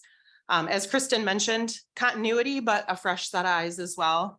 It always lends to a fresh perspective, but providing you that uninterrupted service. So we know that transitions are not always pleasant, but again, Kristen joining the team will provide that flexibility for partner rotation and adding that fresh perspective for you. So as we mentioned, we know you have a tight agenda today. So we certainly welcome any questions that you have on our proposal or the content that we covered today. And I think we'd like to open it up to the floor to hear your questions. Oh, thank you for your presentation. Thank you. Trustee Sanchez. Thank you. Thank you. And thank you for your service that you've given us over the years. And I can tell you that as chair, I've had the pleasure of interacting with you directly. I do like the fact that you point out that we have continuity with the benefit of the rotation and the fresh set of eyes.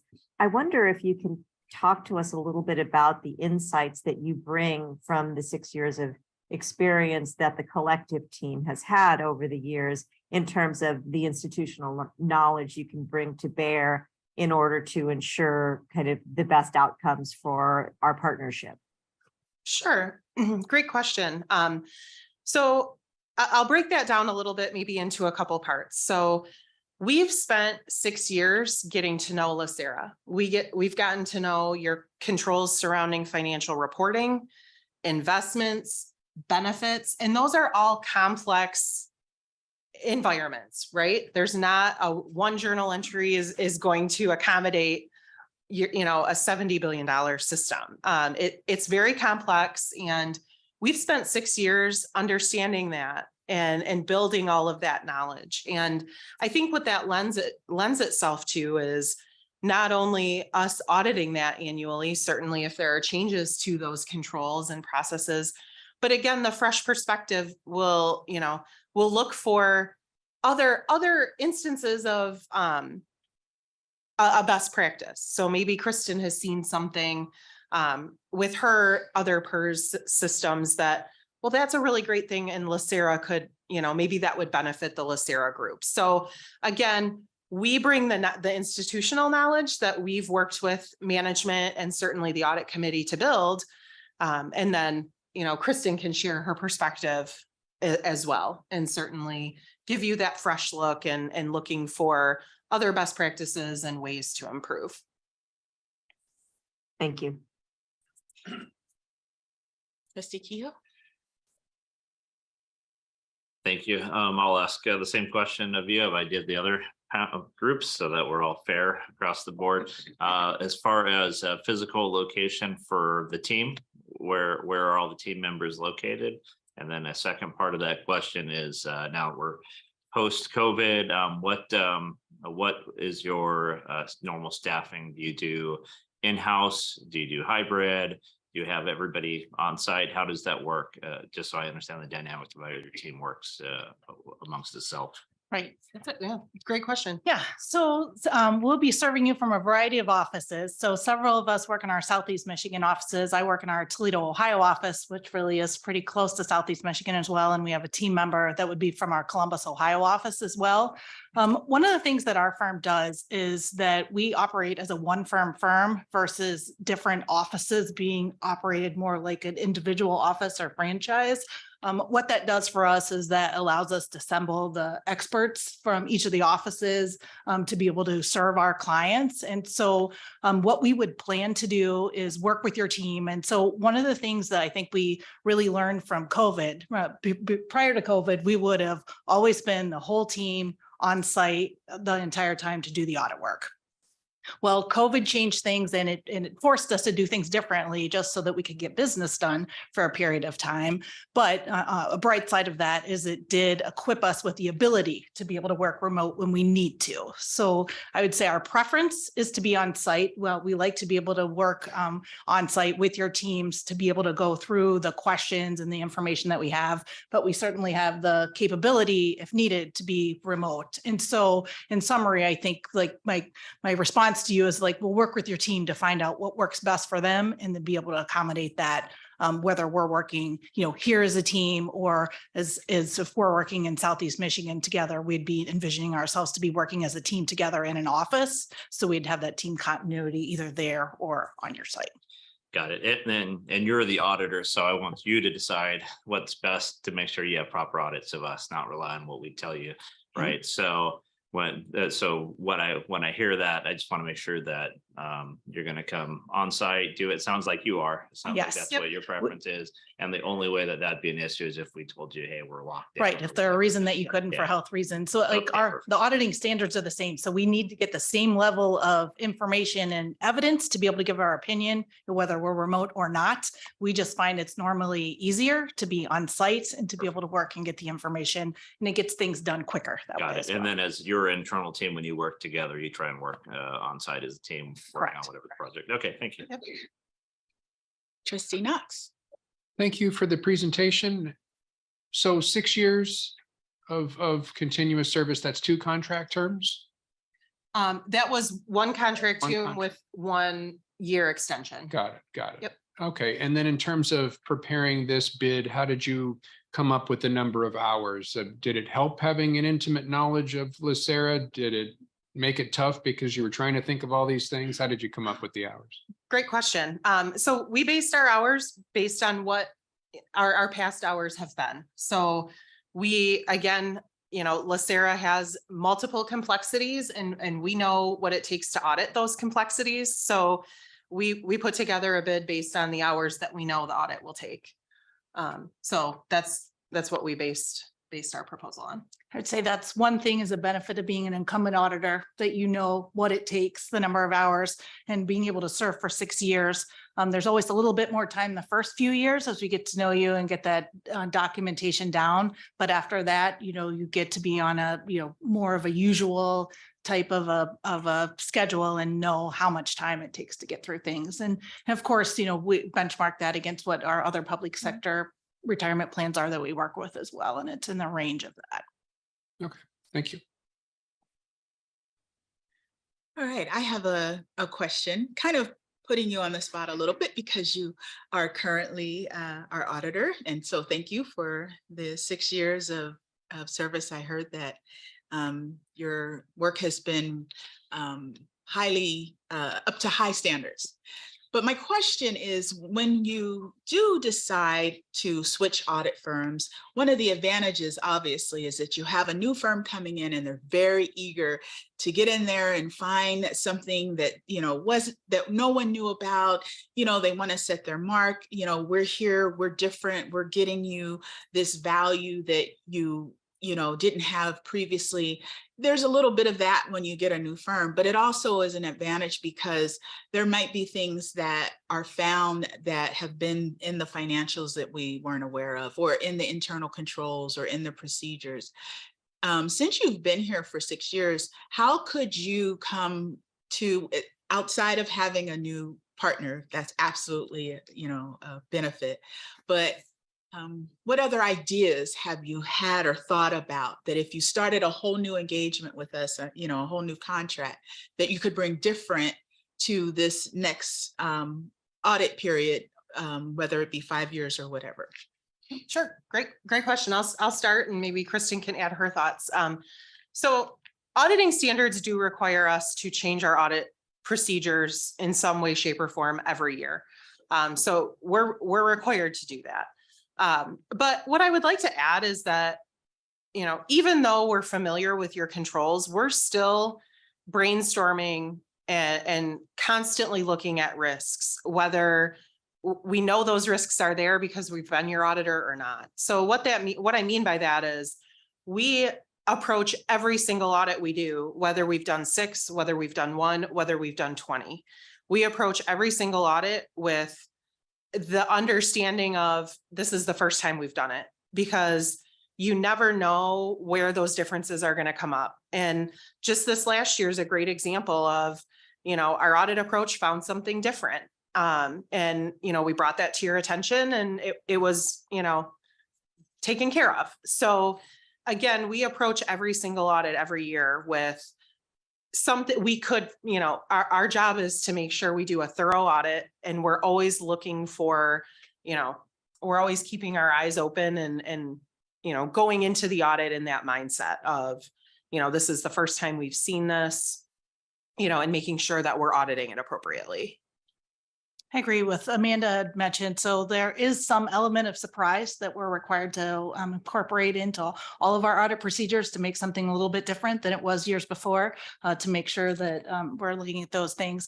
And I'd also say too, since we do have such a large public pension practice, as Amanda mentioned, that we look for audit risks. And so one of the types of risks that we look at, not only do we analyze risks at the specific client like we would at LACERA, we also look at broader risks, or like, there are any risks within the pension plan industry that we should be aware of, and updating those each year so that we'll make sure that we're really focusing audit efforts on places that really have the higher susceptibility to error.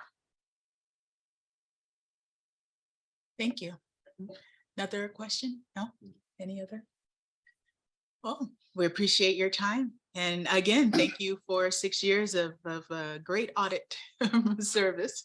Thank you all. Thank so you very much. much. It was a pleasure to get to meet you, and appreciate your time this afternoon.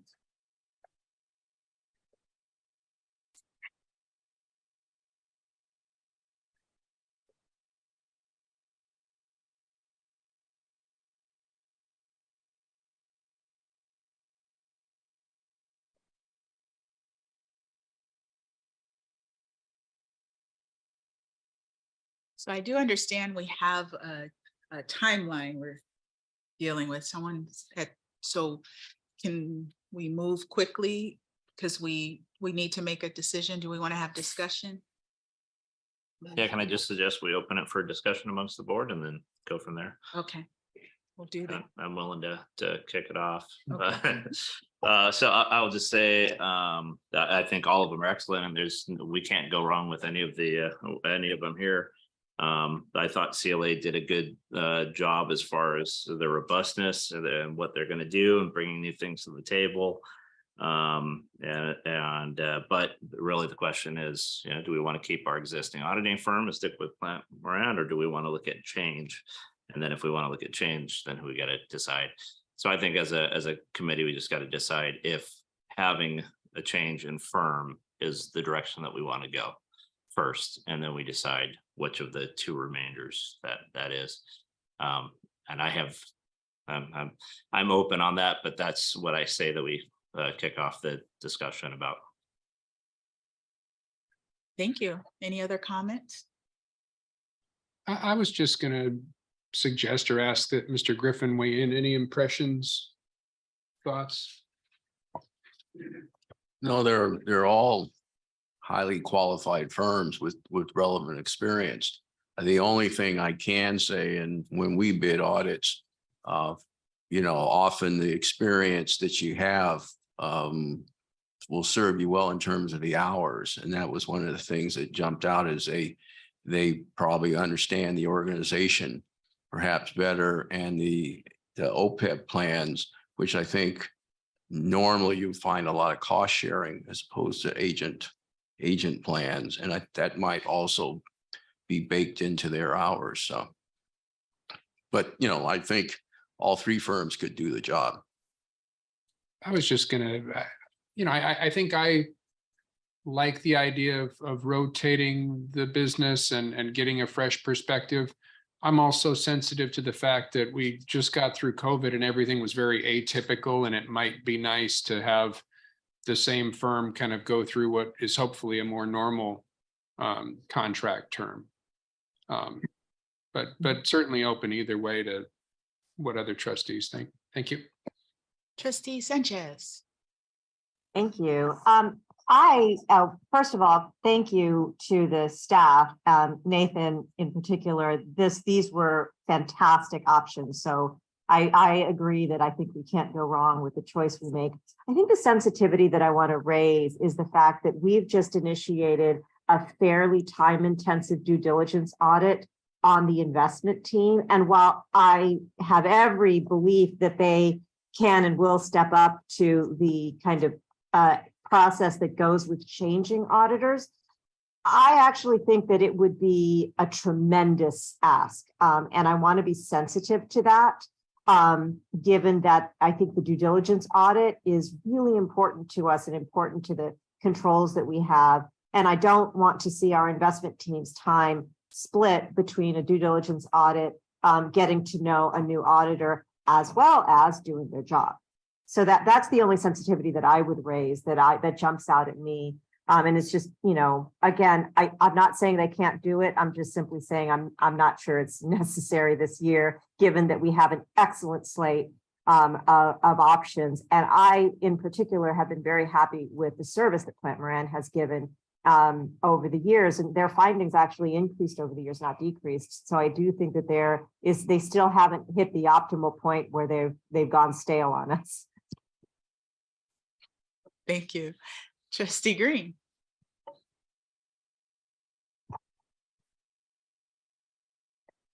Thank you. I want to echo that. I think that sometimes it's better than the devil, And two things that both the other all great presentations, and I agree with everybody that I think they're probably going to be adequate and do very well. But that being said, getting orientated on LACERA's processes, the complexities and stuff like that, I agree that they have a realistic bid on hours. They're also, even though they're the most expensive overall bid, they're lowest per hour.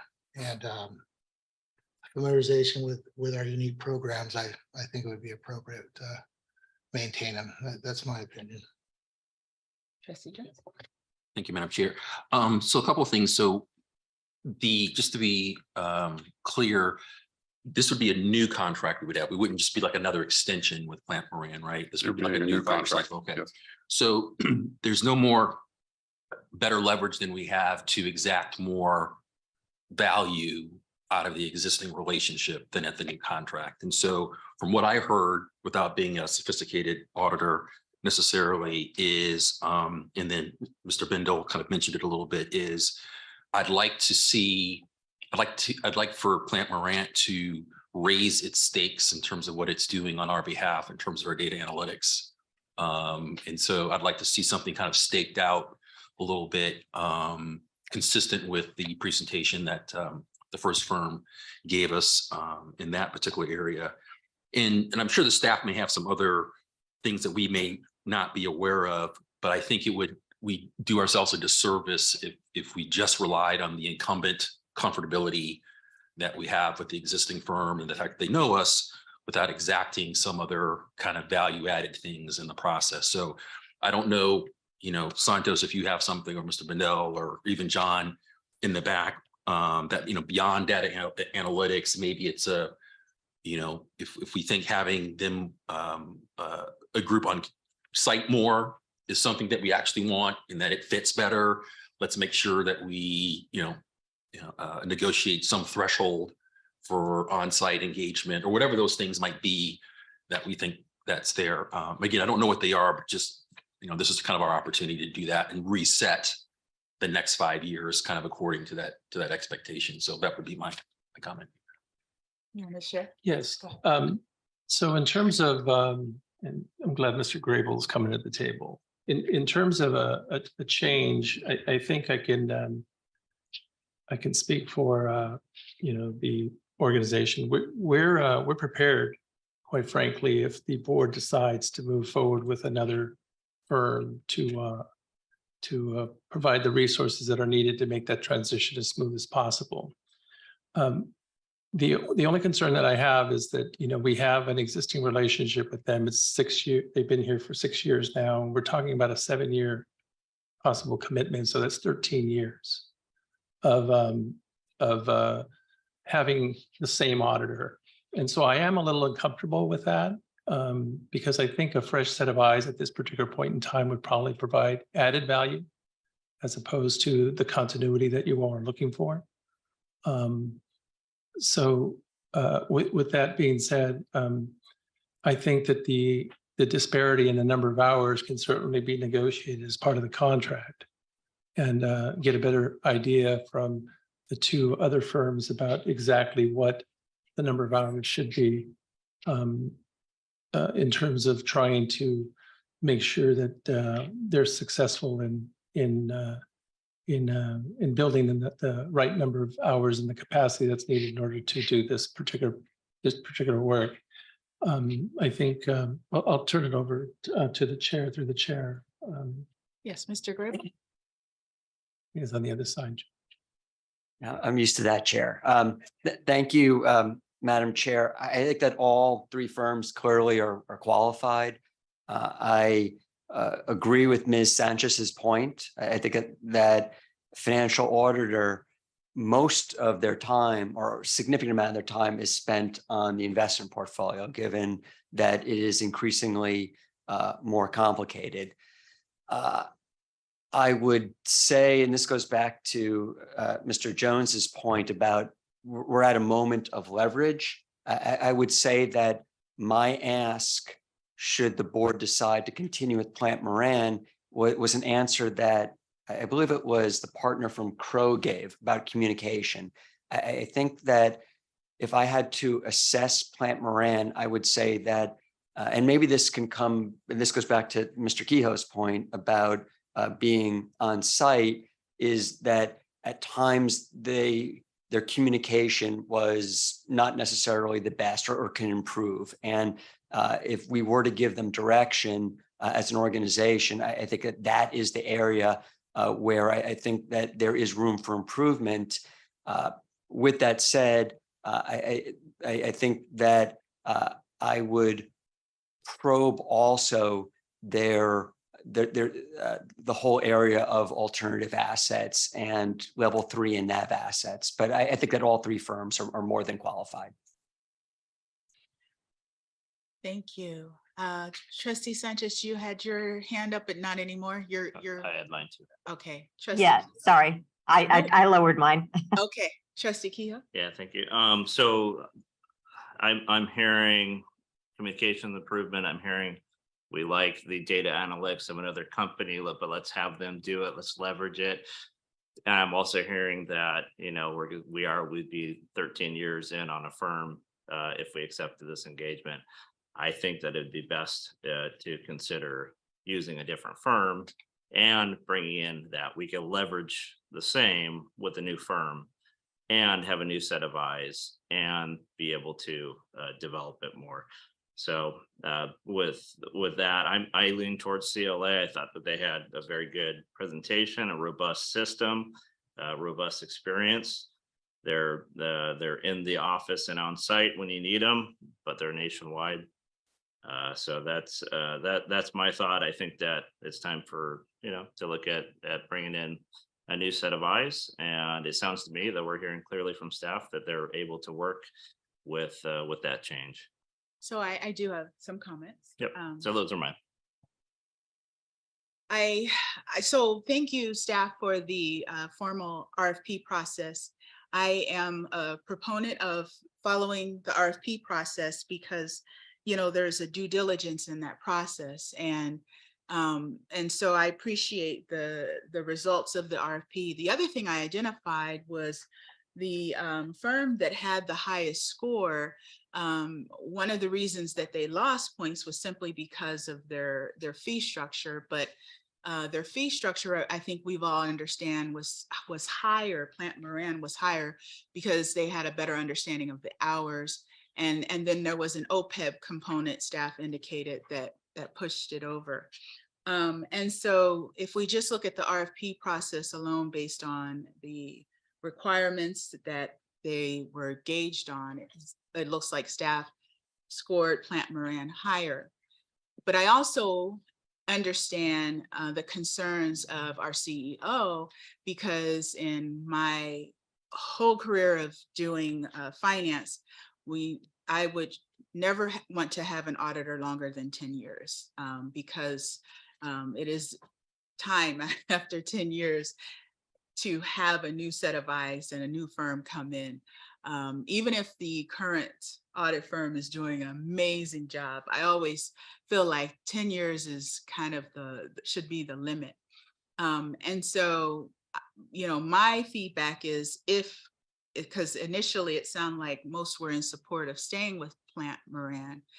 If we are going to consider that route, number one, we would maybe entertain just a 5-year contract without the 1-year extensions, 2 1-year extensions, because that just put it into the 13-year range, as well as having a commitment from staff that in the 4th year, you start the RFP process so that when the 5th year is complete, there is a whole new RFP on the table and we can look at audit firms at that time.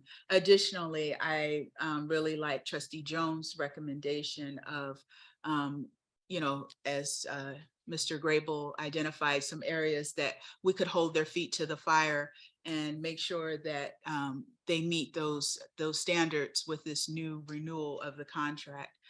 So I am in support of that. I am also open to changing because, again, as I've said, my principle has always been that you don't have a firm for more than 10 years. So I'm also open to discussion of the other 2 firms, but I would say based on the presentation and the feedback from staff through the RFP process, it did appear that Plant Moran was very knowledgeable, very skilled, and in some areas appear to be a higher firm in a lot of areas that meet LACERA's need.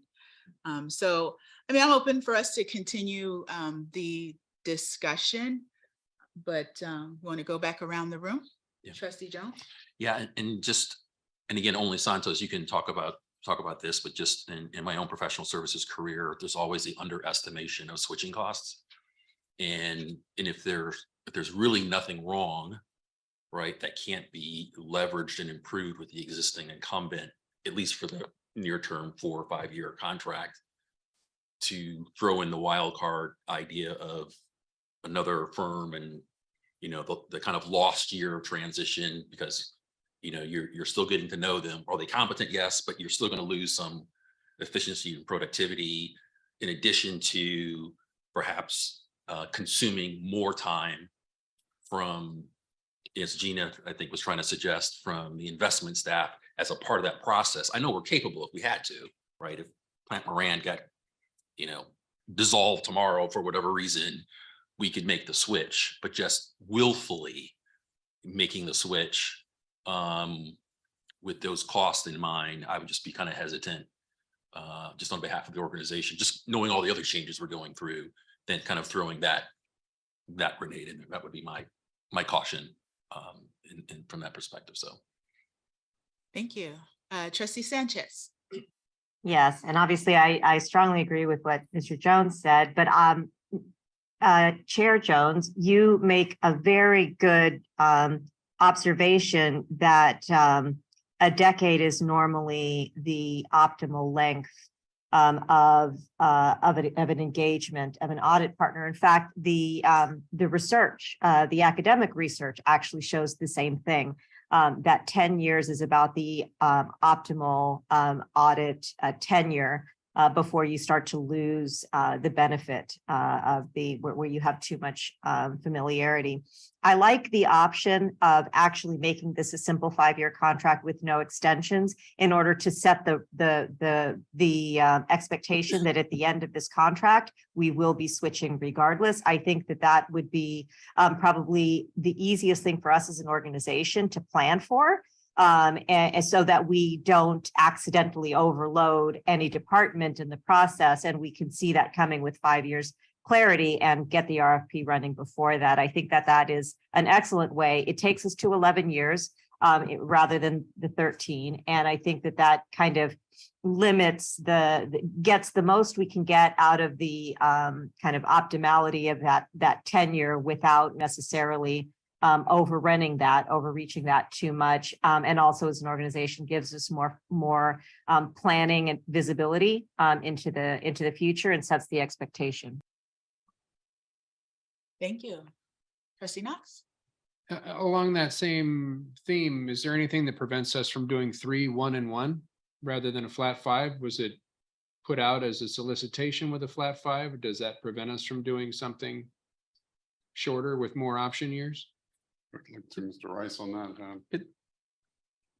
It's all negotiable. It was put out as a 5+2, but I think That would be negotiable. There would be nothing that would prohibit us from negotiating the term that the board prefers. If we go that route, I would also add that generally it's some standard LACERA contract template to have all contracts be terminable at will. Yeah.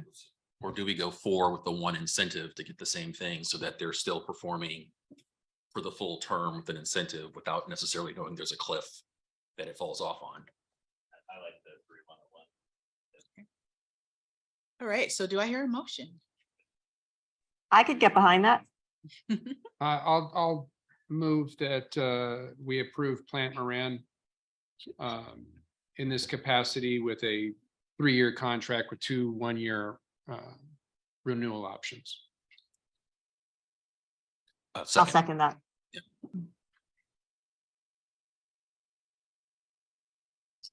I'll go ahead and take roll call. Mr. Jason Green, Aye.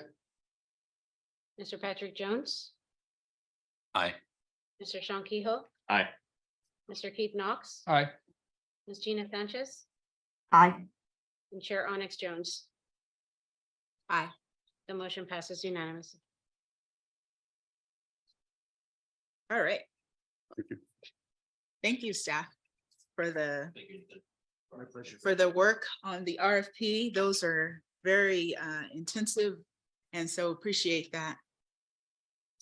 All right, so the next item is request for proposal for a system and organization controls the SOC audit.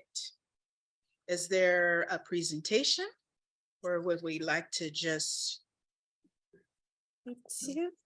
Okay, very good, thank you. Chair Jones, we do have a presentation, but if you don't want it, that's okay too. Well, let's see. Do we have any questions regarding this item? I had one quick one. Okay. Yeah, it was interesting just coming off the last presentation. I was curious why the scoring on this one included a 10% overall RFP or proposal thing when the last one didn't. So this, after our financial audit RFP, we noticed that several of the proposers didn't really follow our RFP instructions. And we had no way to really downgrade their RFP. And so this way we had a way to document, the issue. Does that? Yeah, I appreciate that. We do a lot of contracts in my day job, and I know it's a struggle. It's a struggle to get firms to bid on work, and sometimes, at least in the county, it's a very laborious process with umpteen thousand pages of stuff they have to look at. So the extra time that you take to request additional documentation can sometimes delay things, but sometimes I think it's unfair to penalize people that aren't as familiar with our processes. But I noticed this, I think we ought to be consistent. So if this is the new means to be consistent at LACERA, then have at it. So we did notice it was also part of the template that was provided by administrative services. Okay. They do have a template on that. I'm not sure if it's 10%, but that was how we allocated it. Yeah, and I guess just to repeat myself, I would caution against how that could have unintentional consequences, especially as you're trying to market to non-traditional firms, firms that have been traditionally underrepresented. Okay. Doing business at LACERA, just be mindful of that. We could remove it also, if the audit committee wants that, we can remove that. Yeah, just having enough procurement experience to be dangerous on the small business side of it. I think as long as you're conscientious that the requirements themselves aren't too onerous, you know what I mean? So as long as wanting to have everybody put apples to apples to apples, so you don't have to kind of like, you know, because that's Right. even more difficult and then it induces more subjectivity that can then have a bad effect on the same firms that I think, Keith, you're talking about trying to make sure that we include.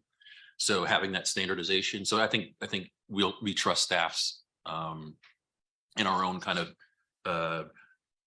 tied approach to making sure that those little things aren't having an unintended consequence of excluding smaller underrepresented percentages. So I think that was the heart of what Keith was really saying.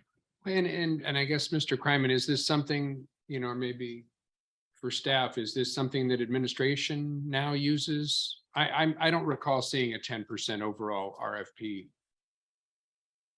category or score. So I'm curious to know how that's worked in the past, and I'm not familiar, no. So we received a document from Administrative Services, Excel spreadsheet, and it had that category on it. I think that's something new, right? That was implemented.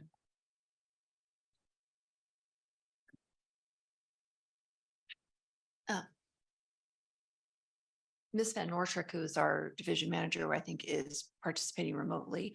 I don't believe that template, it leaves it as an option for the manager who's managing the RFP to determine the percentage. So 10% for that is not like a recommended amount. That was something that internal audit determined they thought was appropriate. They could very easily, with your direction and approval, adjust this. This is part of the reason this conversation is being had. You know, we could determine that fees are the most important thing, and you know, why are fees only 10%? It's all subjective. But I think Trustee Knox's point is a real and valid consideration. Contracting in the public entity realm is not an easy process. And interestingly, the whole reason it's a little bit difficult is to level the playing field, as Trustee Mr. Jones mentioned. That being said, really, if you as a party think that 10% is a little high, it's totally flexible. I'm not a fan. I'll just leave it at that. We include these instructions in the RFP itself. I mean, we include this in the RFP that we send out, right? So the bidders will understand that it's something that they should consider. And it is something that's frustrating when people don't follow the instructions and you don't get the apples to apples comparison because they haven't followed the instructions. And so it's going to benefit us in that regard, that anybody proposing is going to be following the instructions. I think it's helpful. In my experience, the overall RFP, it's really been used for real estate transactions because they were so complicated. And so the adherence to the, you know, using the proper forms and evaluating them, that's been my experience. But it definitely is flexible. Whatever the board would like, we can certainly make the adjustment. Do we have a majority support from, oh, yes, Trustee Green. Thank you, Madam Chair. I do firmly believe that if they can't follow the instructions, you know, of what we're asking them for their bid. But the overall presentation, I would agree with Mr. Knox. People have various levels of, you know, ability to make presentations or whatnot. But I do feel that adherence to the instructions should be scored. But as far as how they deliver their bid, I don't think that that's really pertinent. So I would tag on with what's being said on it, but.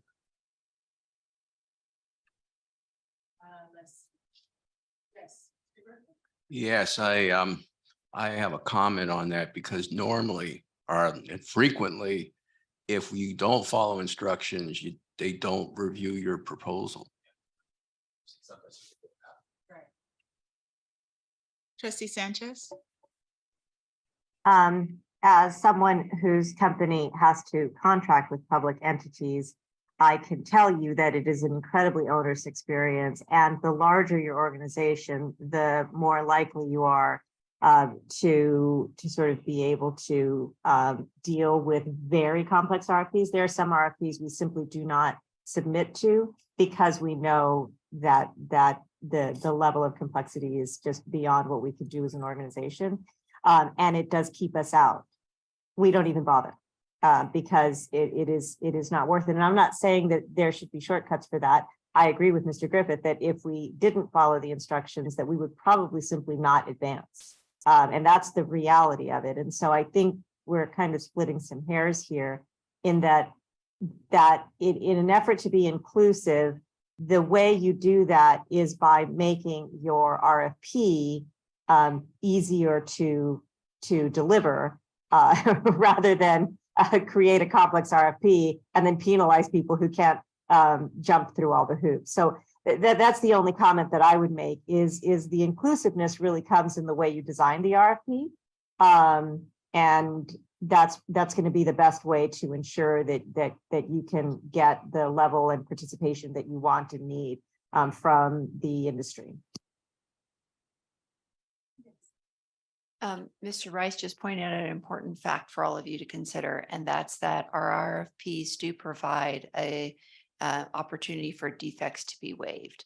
So that gives a little bit of flexibility, but it is a little bit in conflict with this waiting. Right. Okay, so what I hear is that we don't have a consensus for, or do we have a consensus for eliminating the 10%? And if that's the case, do we allow staff the opportunity to determine where the 10% then would go into which categories? Or do we want to discuss this more? Or do we have a consensus to leave as is? I would like to make a motion to actually make this scoring criteria consistent with the scoring criteria that was just applied to the financial auditor. And I think that would be reasonable. Do we have a second? I'll second. I'll go ahead and take roll call. Mr. Jason Green. He said aye. Microphone is off. Mr. Patrick Jones. In sympathy with the staff, I'll say no. I'm sorry, what was that? Mr. Shankiho. Mr. Knox. Aye. Ms. Gina Sanchez. Aye. Chair Onyx Jones. Aye. The motion passes unanimously. No. One Oh, no. Mr. Jones, I'm sorry. Okay. With 5 yeses and 1 no. Okay, so the next item is internal audit proposed fiscal year 2023-2024 budget request. Do we have a quick presentation from staff? Real quick, thank you, Chair Jones. In alignment with the IAA standards in your audit committee charter, the audit committee is to review and approve internal audits, audit plan and resource plan, our budget, and to make recommendations concerning audit projects. Attachment A in the memo that you have on this is our proposed budget for fiscal year 23-24, and except for cost of living and step adjustments to the S&EB portion, the salaries and employee benefits portion, it has not changed from the current year. The S&S is the same or actually fractionally lower than the current year. The bulk of the S&S is made up of the $650,000 for external audits. And while we did anticipate and will be realizing some increase in the external audit fees, we still have approximately $400,000 to be used for external audit services through our pool auditors. And for those of you new to the committee, the audit committee approved a pool of external auditors 2 years ago to supplement the work of internal audit staff in certain complex investment, IT, and other general audit areas where expertise or independence is required. External audits have included audits of the HR recruiting and hiring process, information security penetration and social engineering tests, a review of organization maturity in various areas of governance, and currently a consulting engagement by KPMG of the investment office's operational due diligence process. The timing of the organization budget process requires that we obtain approval from the committee at this point to ensure that our budget is included in the next steps of the budget process for the organization, which is going to the JOGC and finally for the boards to for approval in the next few months. Attachment B is our draft audit plan that has been populated with those projects we know are to be required to be included next year, such as the RFP for actuarial consulting and actuarial auditor, as well as those risk-based projects that we anticipate including on that final plan. Our risk assessment begins now and will conclude with us bringing a final audit plan to your committee for approval at your June meeting. From a budget and resource perspective, we anticipate an audit plan that is of similar size to the current plan, and therefore believe our budget as presented is sufficient for our needs in the next year. This is despite the fact that we anticipate apportioning, as the attachment B indicates, approximately 20% of our plan to the establishment of enterprise risk management at LACERA. And that was something I made a presentation to the Board of Retirement at the Board of Retirement offsite last week. And that's part of the strategic planning effort that is still going to be concluded by the boards. I would be happy to address any questions you have about our budget and draft audit plan, and certainly always welcome input from the committee on areas to include in that audit plan next year.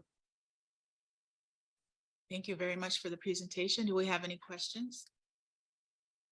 I do have a comment on the, thank you. This information was very thorough.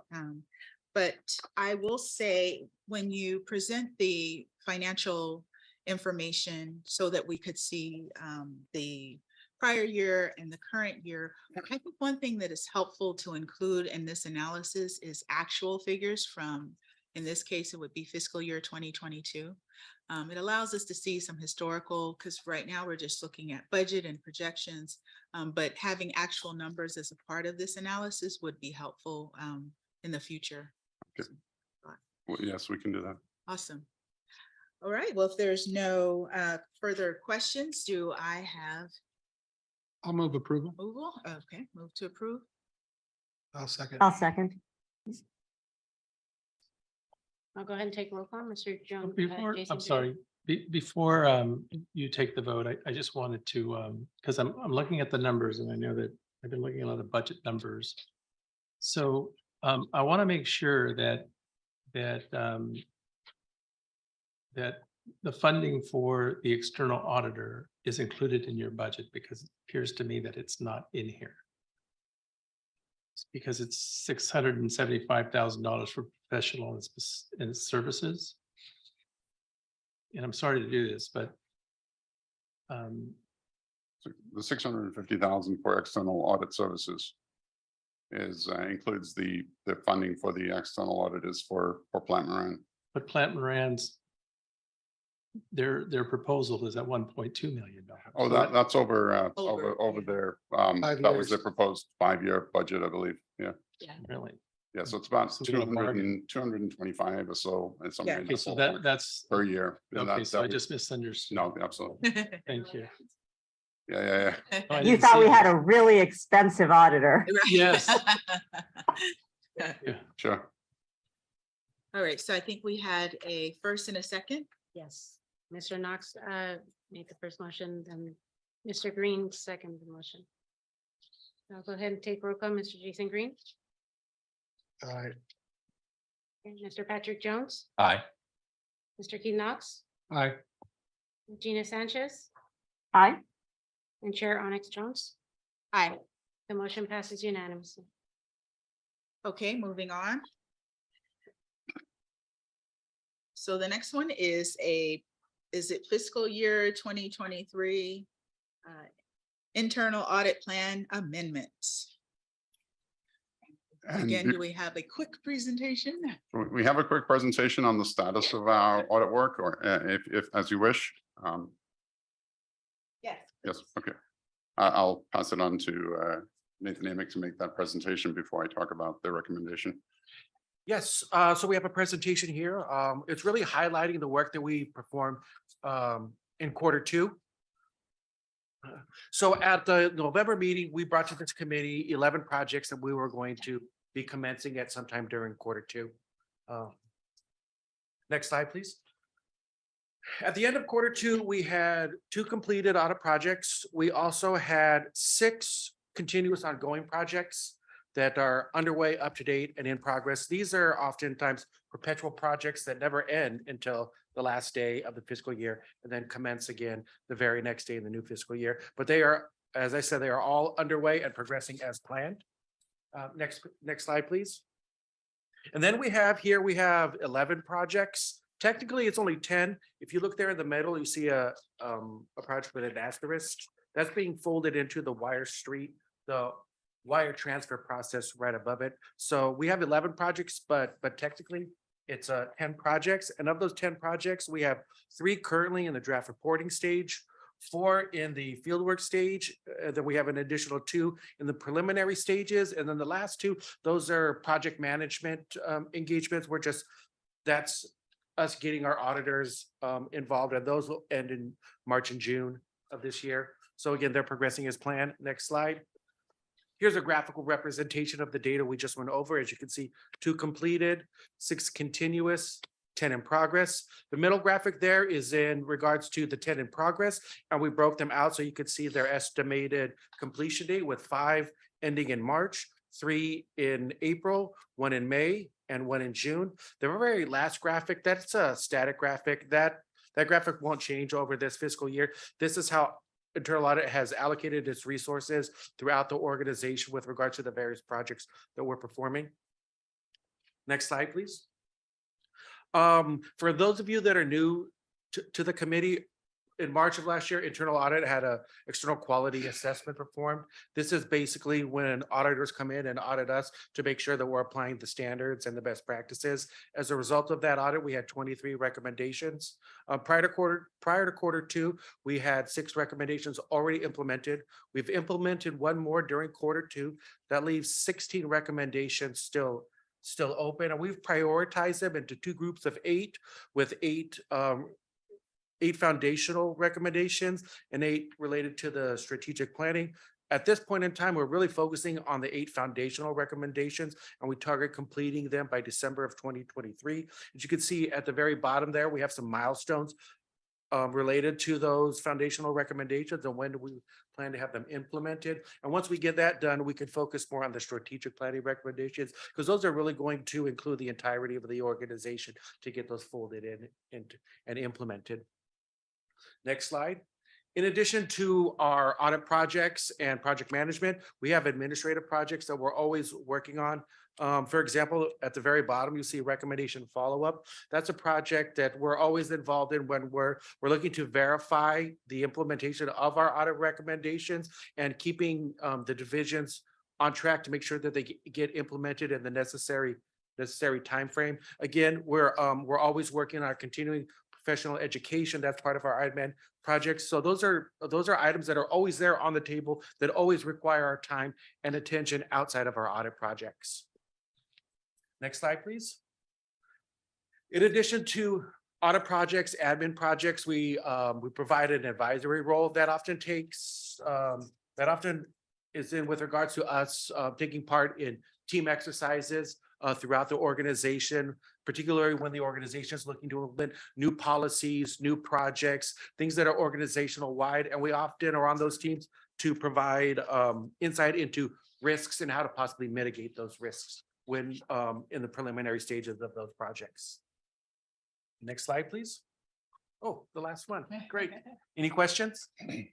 If not, I'll hand it back to Richard and he will discuss the plan amendments.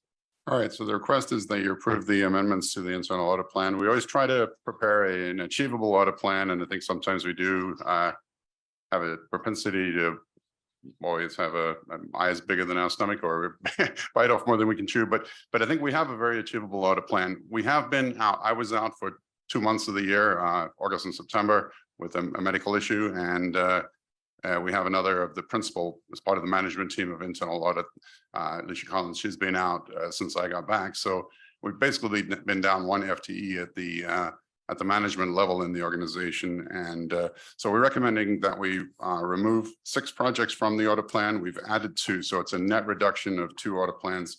And we believe that the remaining plan, which can be more cleanly seen on attachment A, and really reflects the amount of work that is completed. The white areas are the areas that still need to be completed or need to be started and completed by the end of the year. So we believe it leaves us with a very achievable audit plan, should you approve this change. I'll move approval. I do have a question. Are there any other questions or comments? I'll second just while we're pending the question. Okay. Thank you. And I don't have any issues with the amendments. I did have a question, and it was just so I could get an understanding on the organization-wide credit card review. What steps are you engaging in when you are looking at that? So that is a compliance audit, looking at the policy, testing transactions, looking to make sure there's appropriate support for all of the transactions, that the purchases made were in compliance with the policy and allowed by the policy, and that we had appropriate supporting documentation for those and approvals as well. All right, thank you. So we have a motion and a second. Yes. Yep. Okay, I'll take roll call. Mr. Jason Green. Aye. Mr. Patrick Jones. Mr. Keith Knox. Aye. Okay. Ms. Gina Sanchez. Aye. Chair Onyx Jones. Aye. The motion passes unanimously.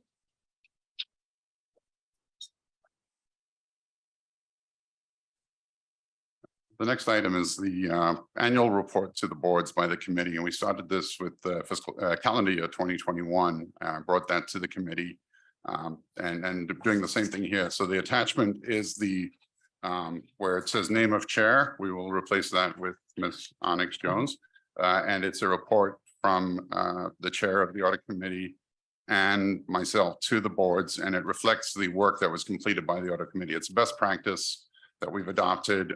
Attachment. The first attachment shows all the different areas of the audit committee charter and the different responsibilities that are addressed throughout the year, and gives comments on it for calendar year 2022. So looking for the committees, if there's any concerns or anything you would want changed, like to hear about that at this point. If you've had a chance to take a look at that. Any comments? No comments? All right, is this something we need to receive and file, or do we need to take a vote? It's I believe we have to vote. oh, there's a recommendation for approval. Yeah. Yes. I'll move approval. I'll Okay. second. I'll to second. Ms. Sanchez. And Mr. Green, Jason Green, Aye. Mr. Patrick Jones, Aye. Mr. Keith Knox, Aye. Ms. Gina Sanchez, Aye. Chair Onyx Jones. Aye, The motion passes unanimously. Thank you. we're moving expeditiously. Okay, the next item is contract operations audit report. Good afternoon, Madam Chair Jones and trustees. This audit was part of the fiscal year audit plan and focused on assessing LACERA's contract operations. So we defined contract operations as LACERA's oversight over contract establishment, ongoing monitoring and due diligence, and timely closeout of professional service contracts. We felt contract operations plays a key control over the system of internal controls in the procurement of services and the monitoring of third parties. In addition, we felt it was also a key risk area with LACERA's upcoming migration to a new contract management system. Overall, we found adequate controls in place but identified 3 opportunities for improvement. Next slide, please. The objectives for this audit were threefold. 1, to assess compliance with LACERA's policies for RFPs and sole source contracts as they relate to legal's review for content and form. systems review for security audit reports, and the contract units review for delegated signature authority, insurance coverage, and supporting documents. 2, the completeness and correctness of the contract data in the contract management system, LACERA's repository for contracts. And 3, the contract unit's oversight over professional service contracts to ensure compliance and adequate payment. Next slide, please. One finding involved updating the 2019 procurement policy and 2020 contract administration manual because both were past their review dates. Another finding involved correcting data errors found in the contract management system. And lastly, providing routine training to contract administrators. We did want to point out that since our audit, the contract unit has taken steps to implement some of our recommendations pending verification. For example, the contract unit has worked with LACERA's division managers and contract administrators to complete a database cleanup for a smoother transition to the new contract management system. And in addition, the contract unit has provided training in January 2023 to the new and current contract administrators. We wanted to thank the Admin Services Division for their time and cooperation with this audit. Are there any questions? Any questions? I have just a quick question. You mentioned, and it's written here, that they've already done the cleanup or should have by, it says January 2023. And so you just haven't verified that yet or gone back to retest it. Is that? Yes, so they provided all the data. In December of 2022, the contract unit sent out an email to all the contract administrators and division managers to review all the contract data to make sure that it's updated, correct, and complete. And then everyone replied in January of 2023. Okay. And then the contract unit sent me the file, so I just need to verify it in the system that it's been updated. Very good. I think that is awesome that that exercise was able to be done prior to the software conversion, because I have a theory, garbage in, garbage out. So, so good that you were able to work with them to get that cleaned up. Any other comments, questions? So do I have a motion? Move to receive and file.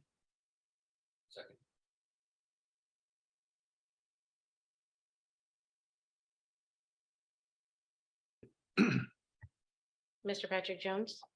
Aye. Mr. Keith Knox. Aye. Ms. Gina Sanchez. Aye. Chair Onyx Jones. Aye. The motion passes unanimously to accept and file. Okay, thank you. Thank you so much. Okay, the next item is the review of the Chief Executive Officer's credit card expenditures.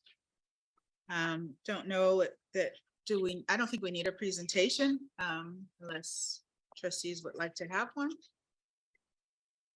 Do we have That's questions? pretty Yes. straightforward. Yeah. Any questions? Move to receive and file. There we go. Thank you. Second. Mr. Green. Second. Okay, Mr. Green, second. I'm sorry. Okay, Mr. Jason Green. Aye. Mr. Patrick Jones. Aye. Mr. Keith Knox. Aye. Okay, Ms. Gina Sanchez. Aye. Chair Onyx Jones. Aye. The motion passes to accept and file. Okay. We're moving along to the section of reports. Were there any reports we needed to pull, or were there questions? So we do have an audit committee orientation, which we prepare at the first meeting of each year, and we have new members on the committee. So we'd be happy to go through that presentation. Sure.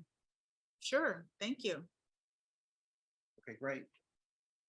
Good afternoon, Madam Chair and trustees. To kick off this new audit committee year, we wanted to provide this committee with an orientation.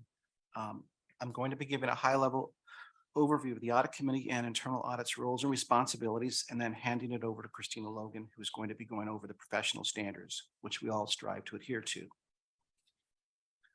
Slide four, please. This is going to be a reduced version due to time constraints. So slide 4, which is principles of the audit committee. The audit committee will conduct itself in accordance with LACERA's Code of Ethical Conduct and core principles from the Institute of Internal Auditors Code of Ethics. These core principles are integrity, independence and objectivity, confidentiality, competency, and professional standards. Next slide. The IIA defines the board as the highest level governing body and can also refer to a committee or another body, for example, the board of directors, a supervisory board, a board of governors or trustees that are charged with delegated responsibilities to direct and or oversee the organization's activities and hold senior management accountable. Next slide. The Audit Committee Charter formalizes the committee's authority and responsibilities. The Audit Committee Charter is reviewed at least every 3 years and was last reviewed by the Audit Committee in April 2021. The next review will be in 2024. Next slide, please. As you know, we have an Audit Committee consultant to provide technical and financial expertise. This consultant is Robert Griffin, who is a managing partner with William Adley. Robert's contract expires in December 2023. He's provided us with some great insight into industry trends, current information, and audit committees and pension practices and emerging trends. Thank you. Next slide, please.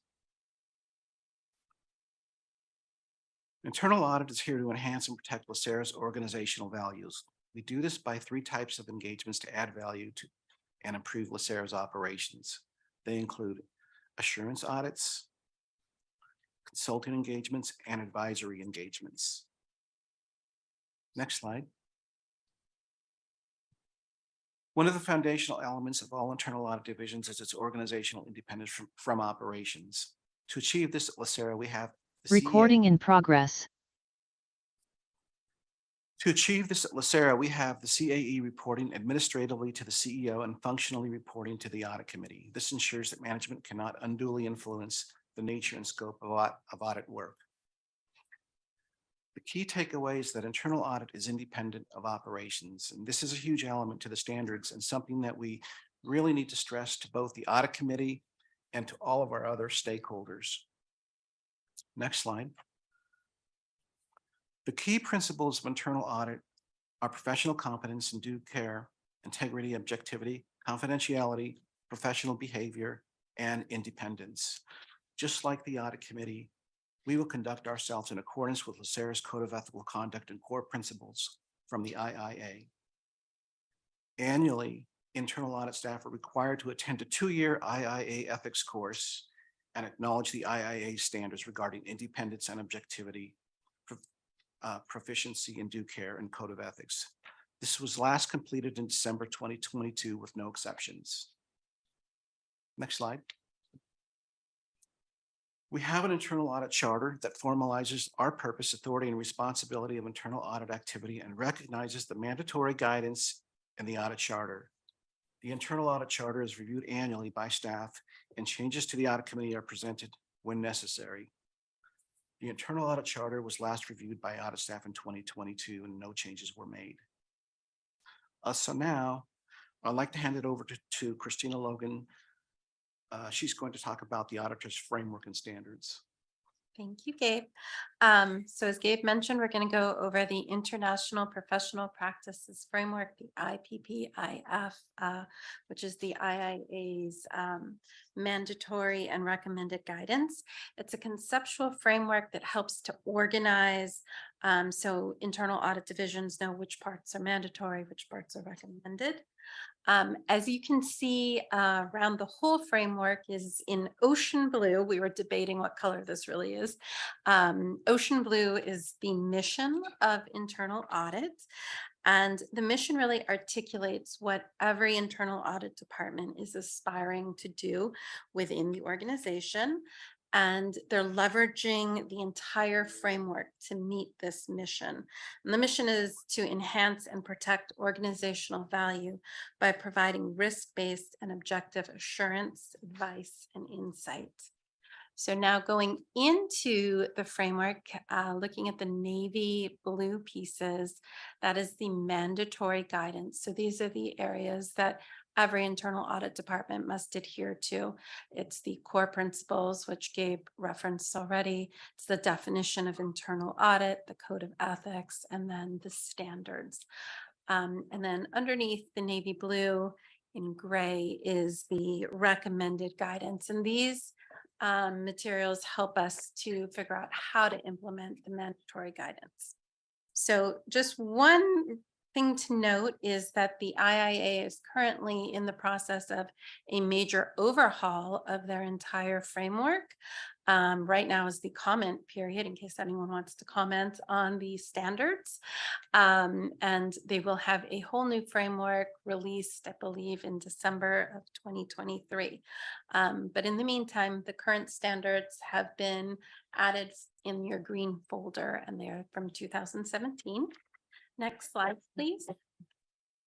So these are the attribute standards. These really relate to the audit committee charter, the internal audit charter. They're the characteristics of how you form an internal audit department. And the next slide. These are the performance standards. These relate to how work is performed, how internal audit is managed. And there are elements within these standards that require the CAE to report back to your audit committee. Getting the approval for the budget, getting the amendments approved to the audit plan, all of that type of information, as well as communicating the results of the internal audits that are performed. Next slide. And then these are some of our resources that we use in audits. And then last is just questions. That's it. Any questions? I do have a question. You mentioned that they're in the process of updating significant portion of the standards and we're in the comment period. And I was just curious to know if there's any things that LACERA has felt really strong about some of the changes. Were there any red flags or concerns about what's ahead? I can't take the question. I have not looked at it, to be honest. So okay. Christina, I think has though. So the overhaul is going to be pretty significant. If you go back to that slide showing the graphic.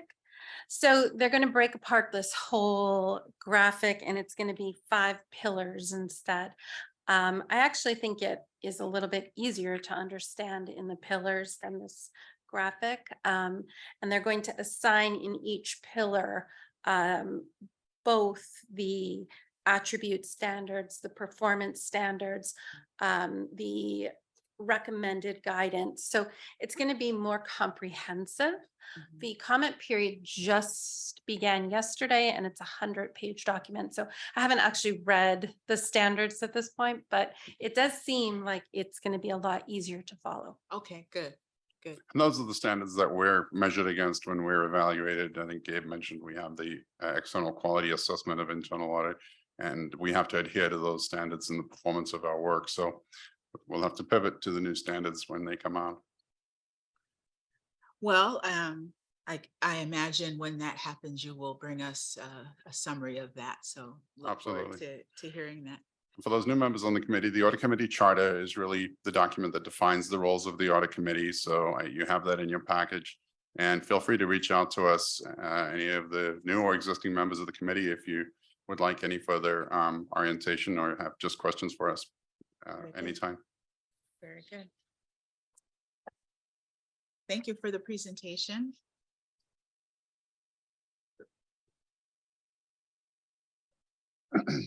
So,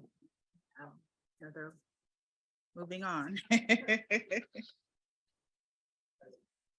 We're at management compliance report. Very good.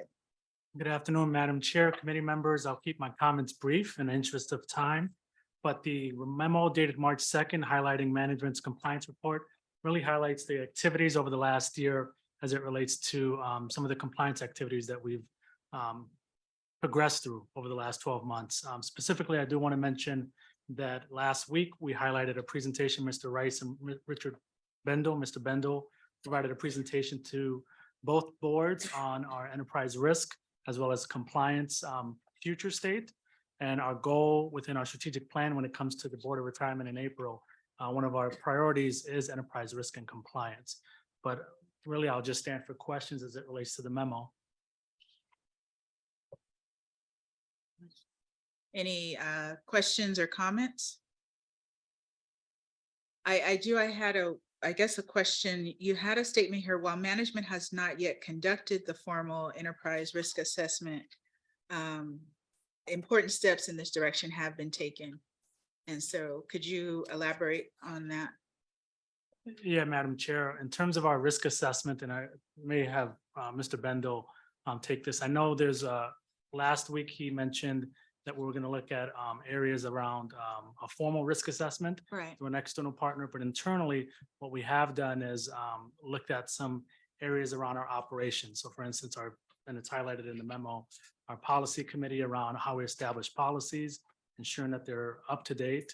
Also around some of our, we do have siloed approaches around our benefits division, which we didn't highlight in the memo, but there is some risk measures that we take around our benefits and also member services and as it relates to account reconciliation. But Mr. Bendo, I don't know if there's other, from an audit perspective. Yeah, I mean, I think the organization has leveraged the benefit of the internal audit risk assessment that's done every year. I think the enterprise, from an enterprise risk management standpoint, it's really the management assessment. That's the there's the 3 lines model that the IA talks about, which is, the first line is management, second line is compliance and enterprise risk management and other support lines that support management. Then internal audit has that third line of independence. So we're going to be wearing the hat of that second line, initiating the development of enterprise risk management as well, and really helping to facilitate management in understanding risks themselves and performing their own risk assessment. So that is something that is part of that initiative that we're going to be including in our audit plan that we'll bring to you at the June meeting. But it's a 3 to 5 year endeavor. So it's it's not going to happen quickly, but it's an important element in the maturity of as we continue to mature from a governance standpoint. Very good. Thank you. Yes. I just wanted to add that while we're working towards the 3 levels of compliance and defining everybody's role, management's role, compliance role, and for audit. In the meantime, it's important for us to point out that we meet with the internal audit team. When I say we, I'm talking about my executive staff, and we go through painstakingly, quite frankly, where we are in terms of the recommendations and the follow-ups and the findings. And we've done I think a really good job of making sure that we implement those findings as quickly as we possibly can. We've delayed some of them because we're bringing on new systems that are going to help us with that. Cleansing the data, for example, in the contract area was important for us because we know it's going to be an important line of business for us that we need to make sure that we comply with our policies.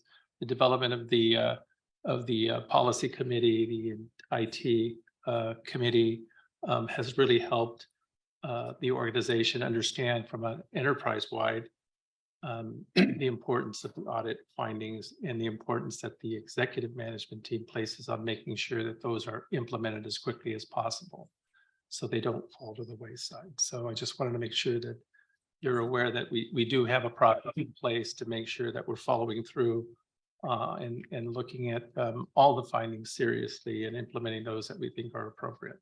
Absolutely.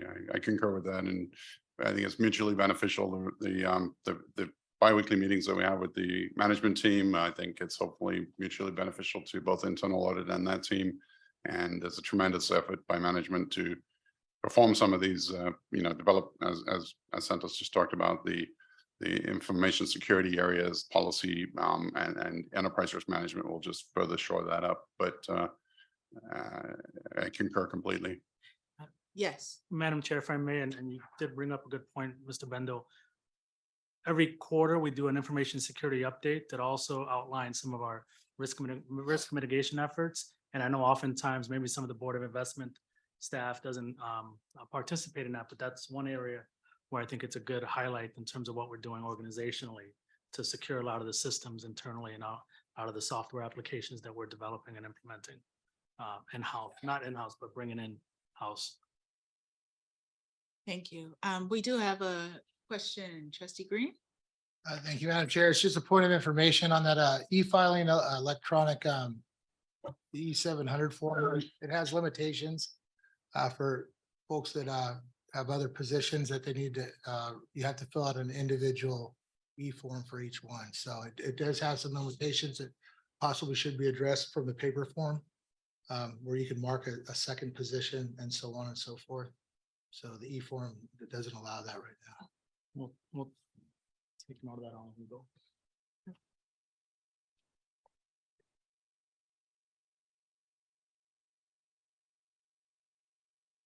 Thank you for that comment, Trustee Green. You're referring to the county system, the LACERA e-filing system, and I'm going to be talking to the county about whether we can address that issue in their system. Meanwhile, we are taking steps to implement the LACERA e-filing system, which we still expect will be operational for staff, not trustees. Or the CEO or CIO, but for staff for the April 3rd, 2023 filing deadline period. We have uploaded all our data to Granicus, which is the provider, and training has been provided, and that is moving along. Opening the portal up for trustees is going to take a little bit longer because we have to collaborate with the county. The Board of Supervisors has to take action on our conflict of interest code, which hasn't happened yet. Just in the normal course, it takes a while for them to process all the many hundreds and hundreds of agencies for which their code enforcement authority. Next year, we will have, I'm going to be assertive in this and look forward to the fact that next year, all the trustees will be able to take advantage of the LACERA portal. That's our goal. And in talking to the county, we think that it's realistic to expect that will happen for 2024. Thank you, Mr. Rice, for that. I had a question, and it was in relationship to the updates that you do provide for the audit findings, making sure they are being addressed, they don't slip through the cracks, and I appreciate that. I did have a question because I know I saw with your audit plan, there's so many different areas that are being addressed throughout the year. And so my question is, once an audit finding has been cleared, how long is it before you revisit that particular area to make sure that it hasn't, come back? It dependent on risk, but we're moving towards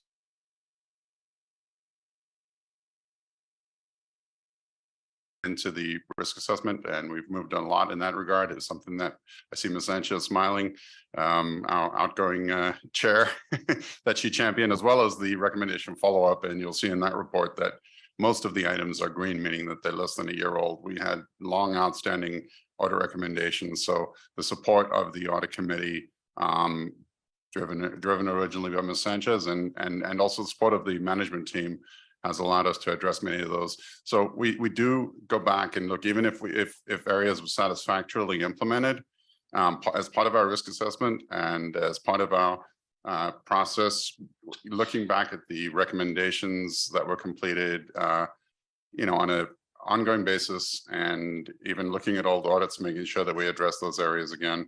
It's a continual process. Yeah, absolutely.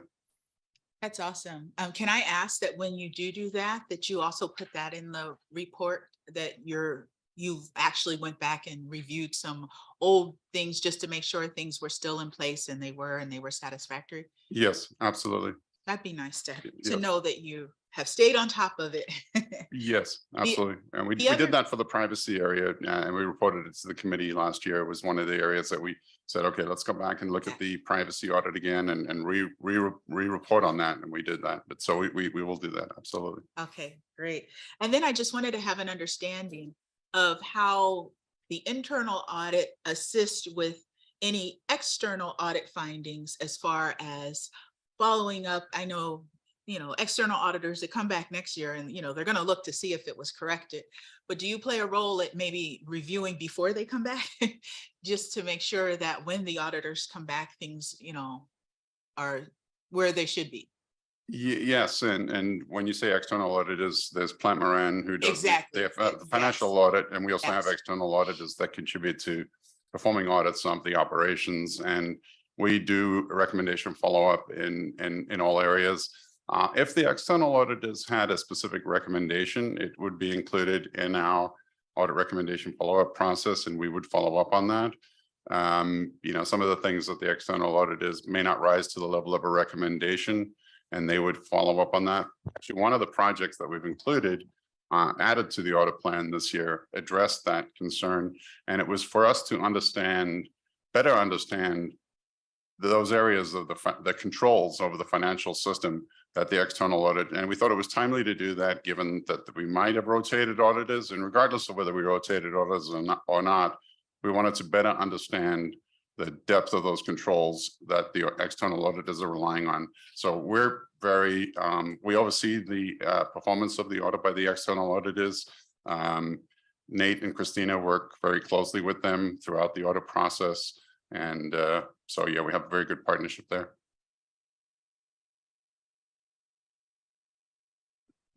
Thank you. All right, we are moving along. So the next item is the recommendation follow-up report. That is Christina. Yes, hi, good afternoon, Chair, and the Audit Committee trustees. This is the third quarterly reporting on recommendation follow-up for fiscal year 2023. The period covered here is from October 1st, 2022 through January 15th, 2023. So in this past quarter, internal audit issued 4 assurance reports, resulting in 8 new audit findings. Management has also completed 9 audit recommendations that are pending internal audits verification. This brings us to 14 outstanding recommendations as of January 15th. Next slide, please. So this slide shows the open recommendations by division. Most of the open recommendations are on track with the exception of 1. So one thing I did want to highlight and mentioned by Richard earlier is that continuing the trend from last quarter, all of these outstanding recommendations are current and have not exceeded beyond the original target implementation dates. This has been an effort by, chaired by Sanchez and continued by management team. Next slide, please. So these are the 19 strategic recommendations carried over from prior audits. I list out the project where these came from. We're going to provide a more detailed update at the June 2023 Audit Committee after the strategic planning is finalized. And you can find the details of all the recommendations in the attachments. Thanks. Have any questions? Any questions? I have one question. I actually read the FASB AP audit, which is the one that's at risk, and it seems like it is in process. Is it just simply being slowed down in its implementation, and that's why it's considered at risk? I could start, or Ted, if Mr. Granger.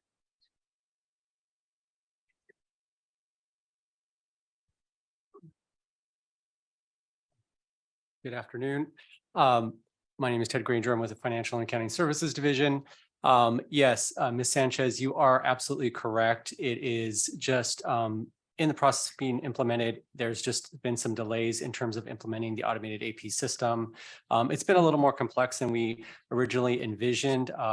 We have a little bit of a decentralized AP process, so adapting a little bit more of an out-of-the-box type tool to our unique process has been a little bit cumbersome, but we are taking steps, and we do have the full support of our IT staff and the project management team, which has been extremely helpful, and we are moving that project forward with the vendor.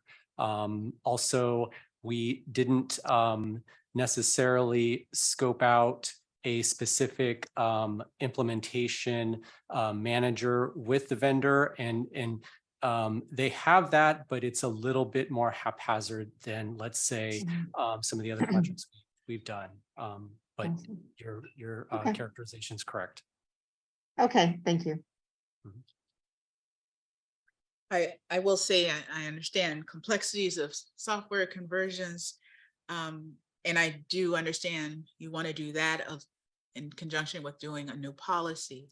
I just wanted to understand though, and while that's going on, the current process though, although there's no policy, there are procedures, I'm assuming, and steps, and that's being followed, and internal audit division is is comfortable with things as they're operating now while the transition is going on. Is that accurate? Yes, and we did do an accounts payable audit recently and looked at the current process, and that, the only recommendation we had was the development of the policy. Yeah. Understood. All right. Well, good luck. Thank you. Very good. Okay, recommendation, follow-up for sensitive information technology areas.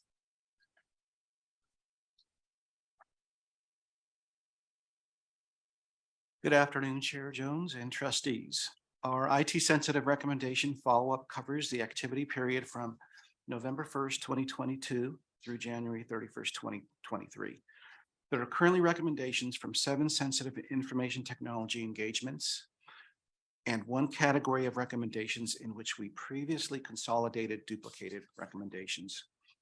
We most recently added the first engagement listed, the Plant Moran SOC audit for fiscal year end 2022. There were 6 recommendations implemented during this reporting period. There are currently 29 recommendations in progress, 53 implemented from prior periods. Of the 29 recommendations in progress,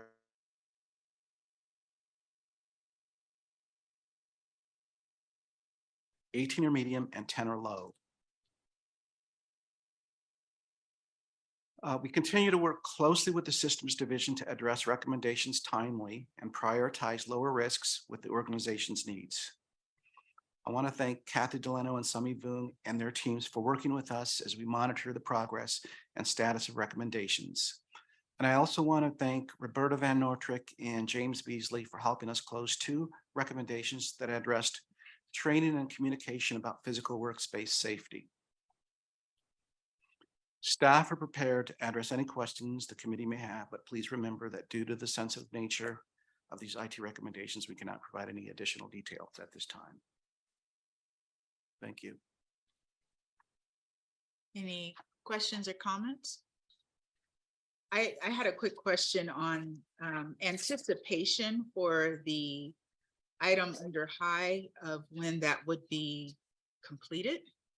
Is that something in the near future? For Moss Adams, there was the high risk item. Yes. That is to be completed. I think that was by the end of this month. Oh, okay. Yes. All right. Sounds good. Any other questions, comments? Thank you. Looks like somebody has a new deadline. We all heard it. We all heard it. Same thing. All right. Status of other external audits not conducted at the discretion of internal audit. That's a verbal update. I have nothing to report there. All right. The internal audit staffing activity report. I think we have 11 budgeted positions currently. Well, all 11 are filled, and Sami is still on loan to the systems division. So that makes up our 10 that we have working in this internal audit. And I think it's something that internal audit is long done is supported the organization, and Sami has been very beneficial in his capacity on the systems division. We have the 1 staff person that is currently out. We're hoping for her return shortly. I think that's all I have to say on that. That's exciting news. Yes. That's difficult task right now. Lots of vacancies out there. All righty. Ethics Hotline status report. We did receive that for information only. Yeah, so myself and Steve Rice, the Chief Legal Counsel, are the have access to the ethics system, and this is just a report on that status of current reporting. We did receive 4 recent reports there. And then I guess my quick question is, in the next time we meet, would you give us an update like those 4 have been completed, and if there's new ones Yes, Okay, yeah, that's we what it would indicate when those are completed. Okay, when sounds that- good. All right, any other comments, questions? So we have items for staff review. We have two, given by trustee Onyx Jones, requested that the actual numbers be reflected in the budget request. And again, trustee Onyx Jones requested that the audits being revisited be stated in the memo. Any items for future agendas? None at this time. Good of the order. Okay. Mr. Jason Green? Anything? I have nothing, thank you. Mr. Patrick Jones? Other than just another great job by staff. Thanks for all the detail. Thank you. Thank you. Mr. Keith Knox? Thank you to staff. Congratulations, Chair Jones. Look forward to working with you. Ms. Gina Sanchez? I just also wanted to congratulate Chair Jones and congratulate you on an excellent first meeting and thank you for your service. Okay. And Chair Onyx Jones? Well, I also want to thank staff. This was a lot of information that you covered, but it was very thorough, which I think helped make the meeting go as smooth as it could be. So I appreciate that. And then also thank you, Trustee Sanchez, former chair, for the nomination, and thank you for the confidence, the vote of confidence. And it was an exciting new meeting, but we'll get better with time. So thank you. Okay. Mr. Freeman? Go. I just wanted to congratulate the trustee Jones as chair and Mr. Knox, vice chair, and Secretary Jones. Congratulations. And I did want to just thank trustee Sanchez for her dedication over the last at least 3 years since I've been here. And I think that you've done a wonderful job of making sure that we steered the ship in the right direction, quite frankly. And so we've come a long way from the first meeting that we had, which it was painful. But this went as smooth as it possibly can. I just want to also thank Richard and his staff and my staff that are doing everything that they possibly can to implement the findings in these recommendations. Thank you. With that, do we have a motion to adjourn? Is so moved? Second? I second. We're adjourned. I get to bang the gavel. We're adjourned. Thanks, everyone. Recording stopped. Thank you.